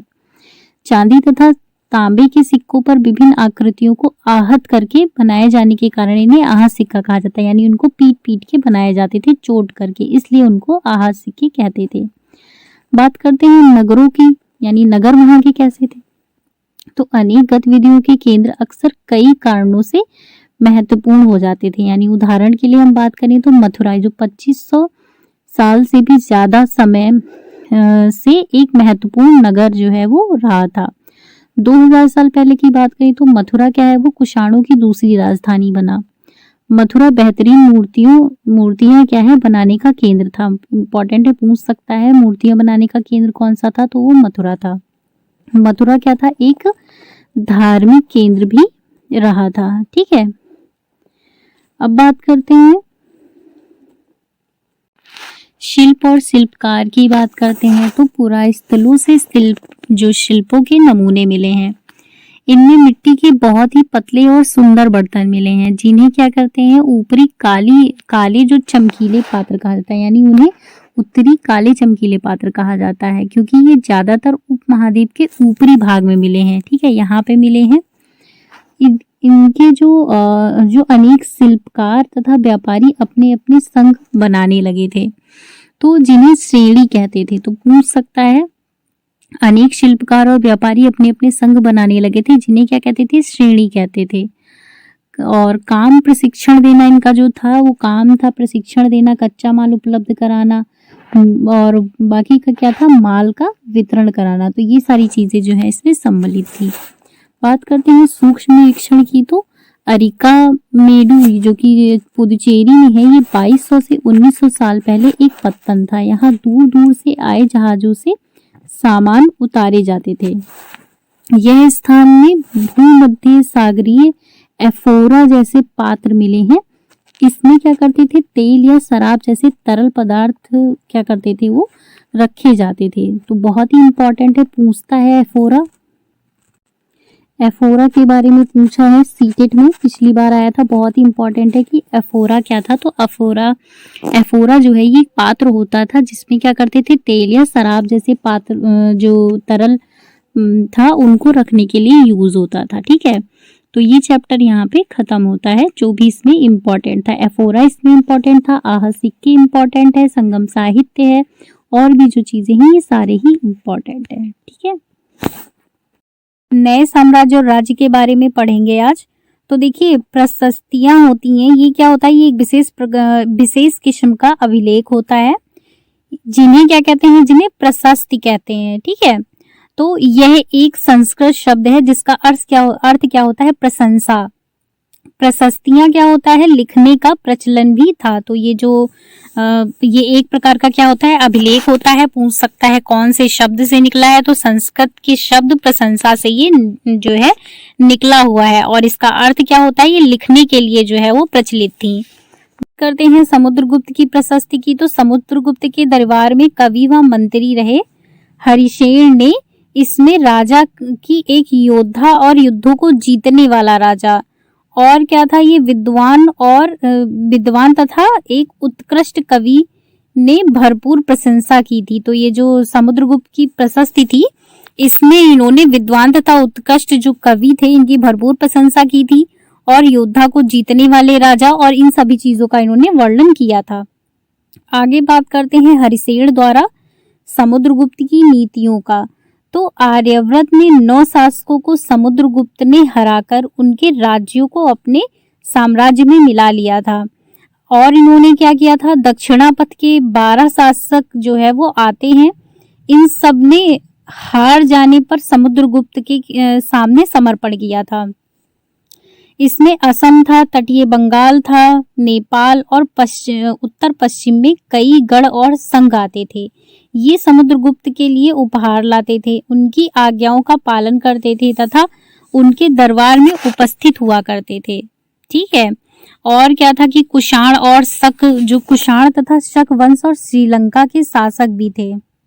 ठीक है, और इन्होंने समुद्रगुप्त की अधीनता स्वीकार की और अपनी पुत्रियों का विवाह भी इनसे किया था। तो ये जो है हरिशेन और समुद्रगुप्त की नीतियों के बारे में यहाँ बात की गई है। ठीक है, हरिशेन और समुद्रगुप्त की नीतियों के बारे में। बात करते हैं विक्रम संवत क्या होता है। तो देखिए 58 ईसा पूर्व में प्रारंभ होने वाले विक्रम संवत को गुप्त राजा चंद्रगुप्त द्वितीय के नाम से जोड़ा जाता है। बहुत इंपॉर्टेंट है, सीधे सीधे पूछ लेता है। विक्रम संवत का जो संबंध है ये किससे है, तो चंद्रगुप्त द्वितीय से है। ऐसा कहा जाता है कि इन्होंने शकों पर विजय के प्रतीक के रूप में संवत की स्थापना की तथा विक्रमादित्य की उपाधि धारण की। ये भी बहुत इंपॉर्टेंट है, विक्रमादित्य की उपाधि इन्होंने धारण की थी चंद्रगुप्त द्वितीय ने। ठीक है, वंशावलियों की बात करते हैं तो अधिकांश प्रशस्तियां शासकों के पूर्वजों के बारे में बताती हैं कि इनके पूर्वज कैसे थे। तो इनकी जो माँ कुमार देवी थी ये लिच्छवीगढ़ की थी। पिता चंद्रगुप्त जो थे वो गुप्त वंश के पहले शासक थे। इन्होंने क्या महाराजाधिराज जैसी बड़ी उपाधि धारण की थी। तो समुद्रगुप्त ने भी यह उपाधि धारण की थी। तो ये भी बहुत इंपॉर्टेंट है। आगे बात करते हैं हर्षवर्धन तथा हर्षचरित की। तो 1400 साल पहले हर्षवर्धन ने शासन किया। उनके दरबारी कवि कौन थे, वो बाणभट्ट ने संस्कृत में उनकी जीवनी हर्षचरित लिखी थी। डायरेक्ट पूछता है हर्षचरित किसने लिखी थी, तो वो बाणभट्ट ने लिखी थी। कौन सी लैंग्वेज में लिखी थी, तो संस्कृत में लिखी थी। इसमें हर्षवर्धन की वंशावली देते हुए जो उनके राजा बनने तक का वर्णन है। तो इसमें किस चीज का वर्णन है, तो उनके राजा बनने तक का वर्णन है। चीनी यात्री हुएनसांग हर्ष के दरबार में रहे थे। इन्होंने वहां जो कुछ देखा उसका विस्तृत वर्णन इन्होंने इसमें किया था। ठीक है, बात करते हैं हम प्रशस्तियों की ही बात हो रही थी। तो इस काल में था कि पल्लव और चालुक्य दक्षिण भारत के सबसे महत्वपूर्ण राजवंश थे। और क्या था कि पल्लवों का राज्य राजधानी थी वो कांचीपुरम के आसपास के क्षेत्रों से लेकर कावेरी नदी के डेल्टा तक फैला था। जबकि चालुक्यों का जो राज्य था वो कृष्णा और तुंगभद्रा नदी के बीच स्थित था। चालुक्यों की राजधानी ऐहोल थी और यह एक प्रमुख व्यापारी केंद्र था। धीरे धीरे यह धार्मिक केंद्र भी बन गया जहाँ कई मंदिर थे। पल्लव और चालुक्य क्या थे, वो एक दूसरे की सीमाओं का अतिक्रमण करते थे। पुलकेशिन द्वितीय के सबसे प्रसिद्ध चालुक्य राजा थे, यानी जो पुलकेशिन द्वितीय थे ये सबसे प्रसिद्ध चालुक्य राजा थे। इनके बारे में हम अनेक दरबार कवि, जो इनके दरबारी कवि थे जिनका नाम था रविकीर्ति, द्वारा रचित प्रशस्ति से पता चलता है। तो रविकीर्ति के अनुसार अगर हम देखते हैं तो इन्होंने पूर्व तथा पश्चिम दोनों समुद्र तटीय इलाकों में अपने अभियान चलाए थे। इसके अतिरिक्त उन्होंने हर्ष को भी आगे बढ़ने से रोका था। आगे बात करते हैं इन राज्यों को प्रशासन कैसे इन राज्यों का प्रशासन जो है वो कैसे चलता था। तो प्रशासन की प्राथमिक इकाई क्या थी, वो गांव होते थे। लेकिन धीरे धीरे कई नए बदलाव आए। कुछ महत्वपूर्ण प्रशासकीय पद आनुवांशिक बन गए। कभी कभी एक ही व्यक्ति कई पदों पर कार्य करता था। वहां के स्थानीय प्रशासन में प्रमुख व्यक्तियों का बहुत ही बोलबाला था। तो इस तरीके से इनका जो राज्य था वहां का प्रशासन चलता था। एक नए प्रकार की सेना, तो ये क्या थी, देखिए सामंत भूमि से कर वसूलते थे जिससे वे सेना तथा घोड़ों की देखभाल करते थे। साथ ही वे इससे युद्ध के लिए भी हथियार जुटाते थे। तो ये एक नए प्रकार की सेना का कार्य था। आगे बात करते हैं दक्षिण के राज्यों में सभाओं की। तो दक्षिण के राज्यों में सभाएं कैसी होती थी। पल्लवों के अभिलेखों में, जो पल्लव थे उनके अभिलेखों में कई स्थानीय सभाओं की चर्चा की गई है। इनमें से एक था ब्राह्मण भूस्वामियों का संगठन, जिसे क्या कहते थे, जिन्हें सभा कहते थे। ये सभाएं उप समितियों के जरिए सिंचाई, खेतीबाड़ी से जुड़े विभिन्न काम जैसे सड़क निर्माण हो गया और क्या हो गया, स्थानीय मंदिरों की देखरेख की देखरेख आदि का काम जो है ये करती थी। ये जो सभाएं थी ये इन सब चीजों का कार्य जो है वो करती थी। आगे बात करते हैं नगरम की। ये क्या होते थे, तो व्यापारियों के संगठन का ये नाम था। ठीक है, जो व्यापारी थे उनके संगठन का नाम था। संभवतः इन सभाओं पर धनी तथा शक्तिशाली भूस्वामियों और व्यापारियों का नियंत्रण था। और डायरेक्ट पूछ लेता है कालिदास की रचना का, तो वो अभिज्ञान शकुंतलम है। तो ये इन्हीं ने रची थी। ठीक है, इन्हीं ने ही लिखा था। और इसी के साथ इस चैप्टर के सारे इंपॉर्टेंट जो पॉइंट थे वो खत्म होते हैं। ठीक है, और साथ ही साथ वीडियो को लाइक शेयर एंड सब्सक्राइब जरूर करते रहा करिए। बात करते हैं व्यापारी राज्य और तीर्थयात्रियों के बारे में। तो व्यापार और व्यापारियों के बारे में जानकारी हमें कैसे मिलती है? तो दक्षिण भारत में सोना, मसालों में भी काली मिर्च तथा कीमती पत्थरों के लिए वो प्रसिद्ध था। तो पूछ सकता है आपसे कि दक्षिण भारत किस चीज़ के लिए प्रसिद्ध था? तो वो काली मिर्च के लिए, यानी मसालों के लिए, कीमती पत्थरों के लिए और सोने के लिए वो प्रसिद्ध था। काली मिर्च को जो रोमन साम्राज्य में उसकी जो है बहुत डिमांड थी। तो काली मिर्च की रोमन जो साम्राज्य था उसमें बहुत ही डिमांड थी, तो इसलिए उसको क्या कहते हैं, उसको काले सोने के नाम से जानते थे। तो अब बात करते हैं, पूछ सकता है डायरेक्ट कि काला सोना किसे कहते हैं? तो वो काली मिर्च को ही काला सोना कहते हैं। व्यापारी इन सामानों को क्या करते थे, वो समुद्री जहाजों और सड़कों के रास्ते से रोम पहुंचाते थे। तो आपने देखा कि इसमें दक्षिण भारत किस चीज़ के लिए फेमस था? तो वो मसालों के लिए था, सोने के लिए था, काली मिर्च के लिए था और अपने जो कीमती पत्थर था उसके लिए प्रसिद्ध था। काली मिर्च को काले सोने के नाम से जानते हैं। बस इतना ही आपके लिए इम्पोर्टेंट है। पूछ सकता है कहाँ से जो है सामान को रोम तक पहुंचाते थे, मतलब उनका व्यापार कहाँ पे करते थे? तो ये रोम ले जाते थे। कैसे ले जाते थे? तो ये समुद्री जहाजों के द्वारा सड़क के रास्ते से इन दोनों जगहों से ले जाते थे। आगे देखते हैं, दक्षिण भारत में ऐसे अनेक रोमन सोने के सिक्के मिले हैं जो रोम में व्यापार चल रहा था, यानी रोम में जो व्यापार चल रहा था तो वहां पे उनके सिक्के मिले हुए हैं। व्यापारियों ने कई समुद्री रास्तों की जो है खोज की थी, क्योंकि उनको माल जो था वो ले जाना रहता था, तो इस वजह से उन्होंने कई सारे जो रास्ते थे उनकी खोज कर ली थी। इनमें से कुछ समुद्र के किनारे चलते, कुछ अरब सागर और कुछ क्या थे, वो बंगाल की खाड़ी क्या करते थे, वो पार करते थे। अफ्रीका या अरब के पूर्वी तट से इस उपमहाद्वीप के जो पश्चिमी तट पर पहुंचना चाहते थे तो दक्षिणी पश्चिमी मानसून के साथ चलना पसंद करते थे और समुद्र तटों से लगे हुए थे। तो ये देखिए, ये जैसे मान लीजिए ये दक्षिण भारत है, ये इस तरीके से मैप का ये निचला सिरा है ना, तो ये जो था यहाँ पे उपमहाद्वीप की बात हो रही है। तो देखिए बंगाल की खाड़ी है, अरब सागर है ना, ये हो गया, बंगाल की खाड़ी हो गया, और इस वाले सिरे की बात हो रही है, दक्षिण जो भारत की बात हो रही है। ठीक है, तो इस तरीके से जो है ये लोग इन लोगों ने इसका जो है अपने आने जाने का स्थान बना लिया था। बात करते हैं राज्यों की, तो देखिए इस उपमहाद्वीप के दक्षिण भाग में बड़ा तटीय प्रदेश था। ये जो ये दक्षिण भारत है तो इसी की बात हो रही है। तो यहाँ पे क्या था, दक्षिण भाग में बड़ा तटीय प्रदेश है, इसमें बहुत से पहाड़ थे, पठार और नदी मैदान थे। तो इसमें क्या था कि नदियों के मैदानी इलाकों में कावेरी का जो मैदान था वो सबसे उपजाऊ था। तो पूछ सकता है, बहुत ही इंपॉर्टेंट है। देखिए 2 क्वेश्चन बहुत पूछता है, दक्षिण भारत की गंगा और दक्षिण की गंगा है ना, तो गोदावरी और कावेरी, ये दोनों नदियां बहुत ही इंपॉर्टेंट है, इनको याद रखिएगा। अगला देखते हैं कि ये संगम जो मूवेंदार है ना, मूवेंदार है, तो ये क्या है? तमिल शब्द है ये, जिसका अर्थ होता है 3 मुखिया। तो ये 3 मुखिया कौन थे?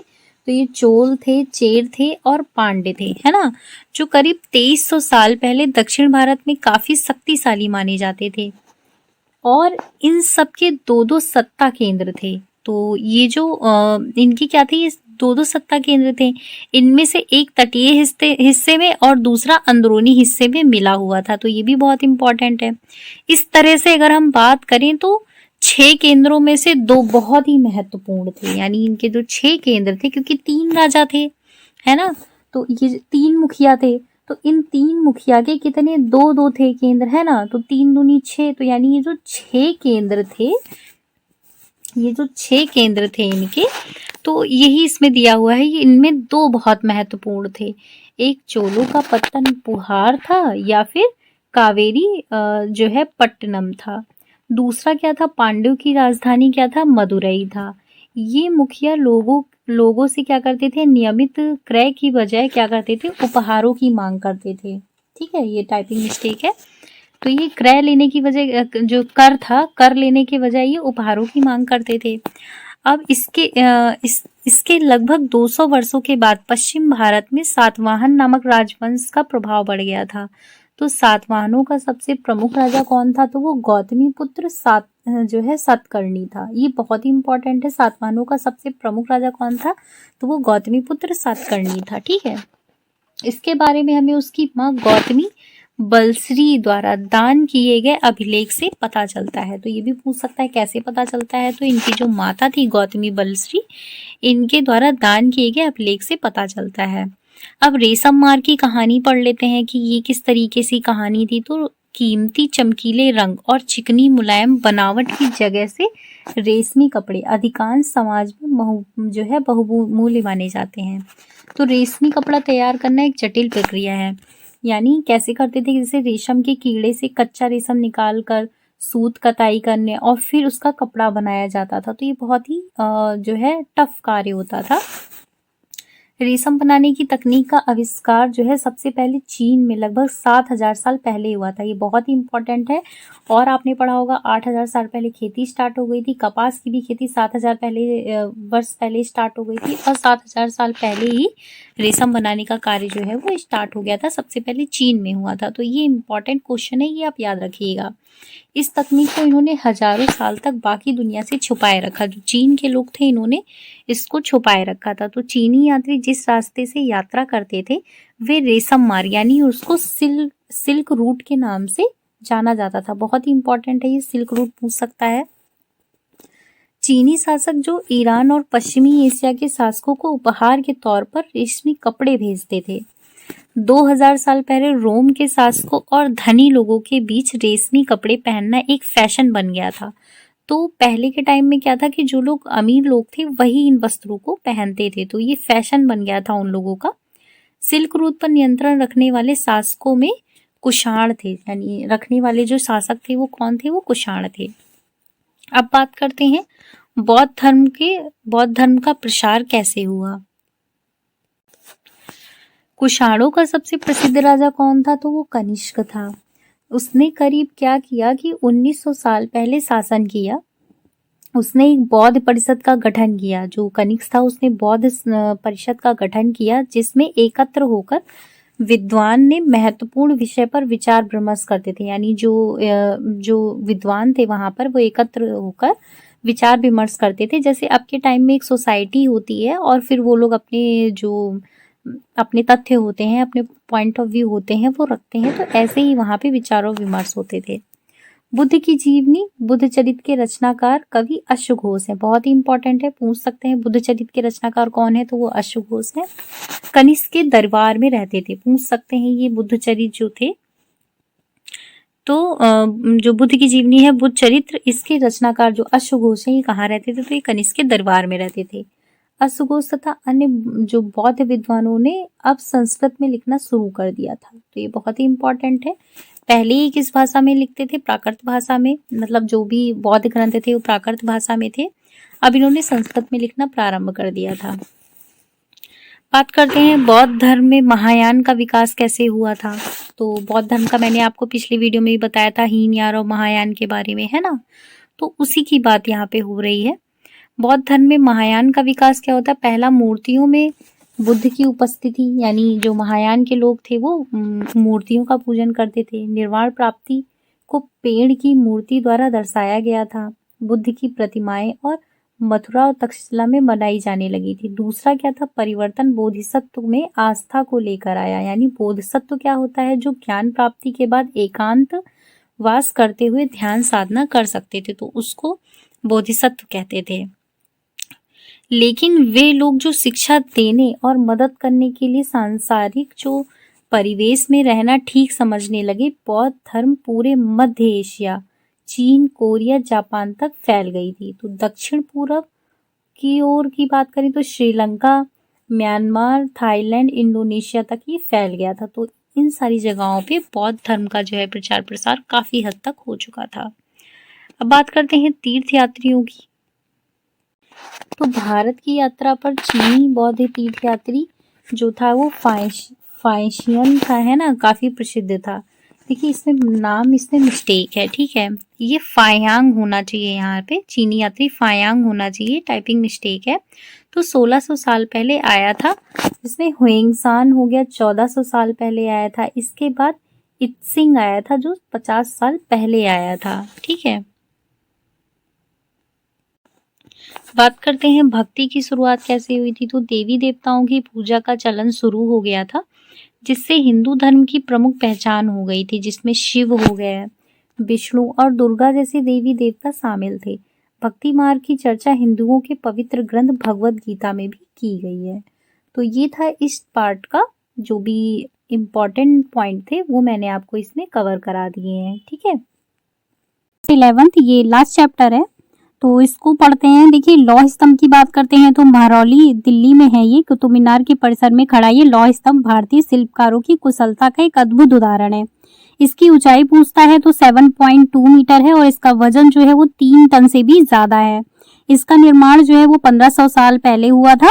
इसके बनने के समय की जानकारी हमें इस पर खुदे अभिलेख से मिलती है। तो इतने वर्षों के बाद भी इसमें जंग नहीं लगा हुआ है। तो आप इसमें मेन पॉइंट ये याद रखिएगा कि इसकी ऊंचाई कितनी है, 7.2 मीटर है। इसका वजन कितना है, तो जो है 3 टन से भी ज्यादा है। 1500 साल पहले बना है और इसकी सबसे ज्यादा खास बात ये है लौह स्तंभ की कि इसमें ऐसा मटेरियल यूज हुआ है कि इसमें आज तक कभी 1500 साल हो गए हैं, इसमें जंग नहीं लगी है, ठीक है। अगला बात कर ईंटों और पत्थरों की इमारतों की बात करते हैं तो हमारे शिल्पकारों की कुशलता के नमूने स्तूपों जैसी कुछ इमारतों को देखने में मिलते हैं, ठीक है। तो ये बहुत ही जो है बहुत ही अच्छी किस्म की शिल्पकारी की गई है इन पे, जो कि ईंट और पत्थर की इमारतों में बनी हुई है। स्तूप की बात करते हैं। स्तूप क्या होता है, तो इसका जो शाब्दिक अर्थ है ये टीला होता है। हालांकि स्तूप जो है वो विभिन्न प्रकार के होते हैं, कभी गोल होते हैं, कभी लंबे होते हैं, है ना, कभी बड़े होते हैं, कभी छोटे होते हैं। तो इन सब में एक समानता है। अलग से बात करते हैं कि प्रायः सभी स्तूपों में भीतर जो समानता है उसकी बात हो रही है। यहाँ पे सभी स्तूपों के भीतर एक छोटा सा डिब्बा होता है। डिब्बे में बुद्ध या उसके अनुयायियों की जो शरीर होते हैं इनके अवशेष, जैसे दांत हो गया, हड्डी हो गई, राख हो गई, या उनके द्वारा प्रयुक्त तो कोई चीज या कोई कीमती पत्थर या फिर सिक्के रखे जाते हैं। तो ये जो स्तूप होते हैं तो उनमें ये चीजें रखी जाती हैं, ठीक है। और बात करते हैं इसे जो है वो धातु मंजूषा कहते हैं। अब धातु मंजूषा क्या होती है, देखिए मंजूषा एक बॉक्स यानी डिब्बे के आकार का होता है, इसी को जो है धातु मंजूषा यानी एक डिब्बा टाइप का मंजूषा होता है, इसे डिब्बा बोलते हैं, ठीक है। बक्सा कह लीजिए, डिब्बा कह लीजिए, इसे धातु मंजूषा कहते हैं। तो प्रारंभिक स्तूप जो है वो धातु मंजूषा के ऊपर मिट्टी का टीला होता है, यानी इस तरीके से अगर जो मंजूषा होता है जिसके अंदर वस्तुएं रखी होती हैं तो इसके ऊपर क्या करते हैं वो मिट्टी का टीला बना देते हैं। बाद में क्या करते हैं गुंबद नुमा ढांचे को तराशे हुए पत्थरों से ढक दिया जाता है। अब बात करते हैं प्रायः स्तूपों के चारों ओर परिक्रमा करने के लिए वृत्ताकार पथ बना दिया जाता है, यानी इस तरीके से स्तूप बना दिया जाता है। फिर इसके चारों तरफ जो है वो वृत्ताकार पथ बना दिया जाता है, जिससे जो लोग अपनी श्रद्धा के अनुसार आते हैं तो वो इसमें परिक्रमा करते हैं, ठीक है। अब बात करते हैं जैसे एक वृत्ताकार पथ बना देते हैं तो जो है परिक्रमा करने के लिए वृत्ताकार पथ बना दिया जाता है ताकि वो लोग जो है परिक्रमा कर सके, जिसे प्रदक्षिण पथ भी कहते हैं। तो पूछता है डायरेक्ट क्वेश्चन कि प्रदक्षिण पथ क्या होता है, तो परिक्रमा करने के लिए जो पथ बनाया जाता है वृत्ताकार वही कहलाता है प्रदक्षिण पथ। इस रास्ते को रेलिंग से क्या करते हैं वो घेर देते हैं, जिसे वेदिका कहते हैं। बहुत ही इंपॉर्टेंट है, पूछते हैं वेदिका क्या होती है, तो इसको जो है रेलिंग से ढक देते हैं, इसी को वेदिका कहते हैं। बात करते हैं सांची के स्तूप की। तो सांची के स्तूप कहाँ पे है, तो ये सबसे डायरेक्ट पूछ लेता है, तो ये एमपी में है। इस काल में कुछ आरंभिक हिंदू मंदिरों का भी निर्माण किया गया है। मंदिरों में विष्णु हो गए, शिव, दुर्गा जैसी देवी देवताओं की पूजा होती थी। मंदिरों का सबसे महत्वपूर्ण भाग जो होता है वो गर्भगृह होता है, जहाँ पे जो है भगवानों की पूजा की जाती है, जहाँ पे उनकी ये मूर्तियां बनी होती है, इसी को गर्भगृह कहते हैं। जहाँ मुख्य देवी या देवता की मूर्ति रखी जाती है, जैसे मैंने अभी आपको बताया। पुरोहित भक्ति पूजा करते हैं। भीतर गांव जैसे मंदिरों में उसके ऊपर काफी ऊंचाई तक निर्माण किया जाता था, जिसे शिखर कहते थे। ये भी बहुत इंपॉर्टेंट है। अधिकतर मंदिरों में मंडप नाम की एक जगह होती थी, यह एक सभागार होता था। आपने देखा होगा मंदिरों में जो है वो इस तरीके से बरामदा टाइप का या मंडप जैसा बना रहता था, जहाँ पे सभागार होता था, जहाँ लोग इकट्ठा होते थे। आपने देखा होगा जहाँ आरती वगैरह होती है, कुछ लोग बैठे रहते हैं, उसी की यहाँ पे बात हो रही है, वो सभागार होता है। महाबलीपुरम और एहोल जो मंदिर है वहाँ पे ये सब चीजें देखने को मिलती हैं। मैक्सिमम मंदिरों में भी देखने को मिलती है, लेकिन यहाँ पर्टिकुलर एनसीईआरटी में इन 2 मंदिरों की बात की गई है। आगे बात करते हैं स्तूप और मंदिर किस प्रकार के बनाए जाते थे। तो पहला, अच्छी किस्म के पत्थर ढूंढकर शिव खंडों को खोदकर निकालना होता था, और यहाँ पत्थरों को काट छाट कर तराशने के लिए खंभों, दीवारों की चौखटों, फर्शों तथा छतों का आकार दिया जाता था। मुश्किल सबके लिए तैयार हो जाने पर सभी जगहों पर उन्हें लगाना काफी मुश्किल होता था। ठीक है, तो ये सब चीजें तराश ली जाती थी, लेकिन उन्हें सही जगह पे फिट करना, लगाना, ये सबसे ही ज्यादा कठिन कार्य। करते हैं पुस्तकों की दुनिया की, तो 1800 साल पहले एक प्रसिद्ध तमिल महाकाव्य जो है वो शिल्पाधिकारम की रचना इलांगो नामक कवि ने की थी। बहुत इंपॉर्टेंट है, डायरेक्ट इनका नाम पूछ सकता है। पुरानी कहानियां, जैसे पुराणी जो पुराण है इसका शाब्दिक अर्थ है प्राचीन, जिसमें विष्णु और शिव, दुर्गा या पार्वती जैसी देवी देवताओं से जुड़ी कहानियां हैं। 2 संस्कृत महाकाव्य जैसे रामायण हो गया और महाभारत हो गया, लंबे अरसे से लोकप्रिय में रहे हैं। सबसे ज्यादा इम्पोर्टेंट क्वेश्चन है, पूछता है कि जो है महाकाव्य से रिलेटेड पूछता है, और रामायण से। तो ये दोनों क्या है, दोनों महाकाव्य हैं संस्कृत के। तो पुराणों और महाभारत दोनों को ही व्यास नाम के ऋषि ने संकलित किया था। रामायण के लेखक जो है, संस्कृत जो रामायण के लेखक हैं वो वाल्मीकि हैं। ठीक है, पूछता है रामायण के लेखक कौन है, वाल्मीकि है। और अब बात करते हैं विज्ञान की पुस्तकों की। तो इसी समय गणितज्ञ और खगोल शास्त्री आर्यभट्ट ने संस्कृत में आर्यभट्टियम नामक पुस्तक लिखी थी। इसमें इन्होंने लिखा कि दिन और रात पृथ्वी के अपनी धुरी पर चक्कर काटने की वजह से होते हैं, जबकि लगता है कि रोज सूर्य निकलता है और डूबता है। उन्होंने ग्रहण के बारे में एक वैज्ञानिक तर्क दिया था। तो ये विज्ञान की पुस्तकों में बात की गई थी कि किस तरीके से दिन और रात होते हैं, या किस तरीके से जो है चंद्र ग्रहण और सूर्य ग्रहण होता है, ये एक प्रक्रिया होती है। ये सारा इन्होंने तर्क सहित जो है इसमें लिखा था। बात करते हैं शून्य की। तो भारत के गणितज्ञों ने शून्य के लिए चिन्ह का आविष्कार किया। आयुर्वेद, प्राचीन भारत में आयुर्वेद के 2 प्रसिद्ध चिकित्सक थे। कौन थे, चरक, जिन्होंने चरक संहिता औषधि शास्त्र यानी प्रथम द्वितीय शताब्दी ईस्वी में ये जो है लिखी गई थी। और सुश्रुत थे, जिन्होंने सुश्रुत संहिता में जो है शल्य चिकित्सक यानी ये 4वीं शताब्दी ईस्वी में लिखी गई थी। ठीक है, तो इसी के साथ ये एनसीईआरटी क्लास 6 की जो हिस्ट्री थी हमारी, ठीक है, तो ये पूरी खत्म हो गई है। जो भी इम्पोर्टेंट है, देखिए पढ़ने के लिए आप पढ़ेंगे तो 6-7 घंटे लगेंगे आपको पूरी बुक पढ़ने के लिए, लेकिन मैंने पूरा इसमें आपको पूरा सार करवा दिया है कम टाइम में। और जो इम्पोर्टेंट चीजें हैं, आप जो 6 घंटे का वीडियो देखेंगे या पूरी एनसीईआरटी पढ़ेंगे, तो जो मेन पॉइंट आपको खुद लगेंगे तो वो यही मेन पॉइंट होंगे जो मैंने आपको कराए हैं। ठीक है, और वीडियो पसंद आया हो तो लाइक, शेयर एंड सब्सक्राइब जरूर करिएगा। धन्यवाद।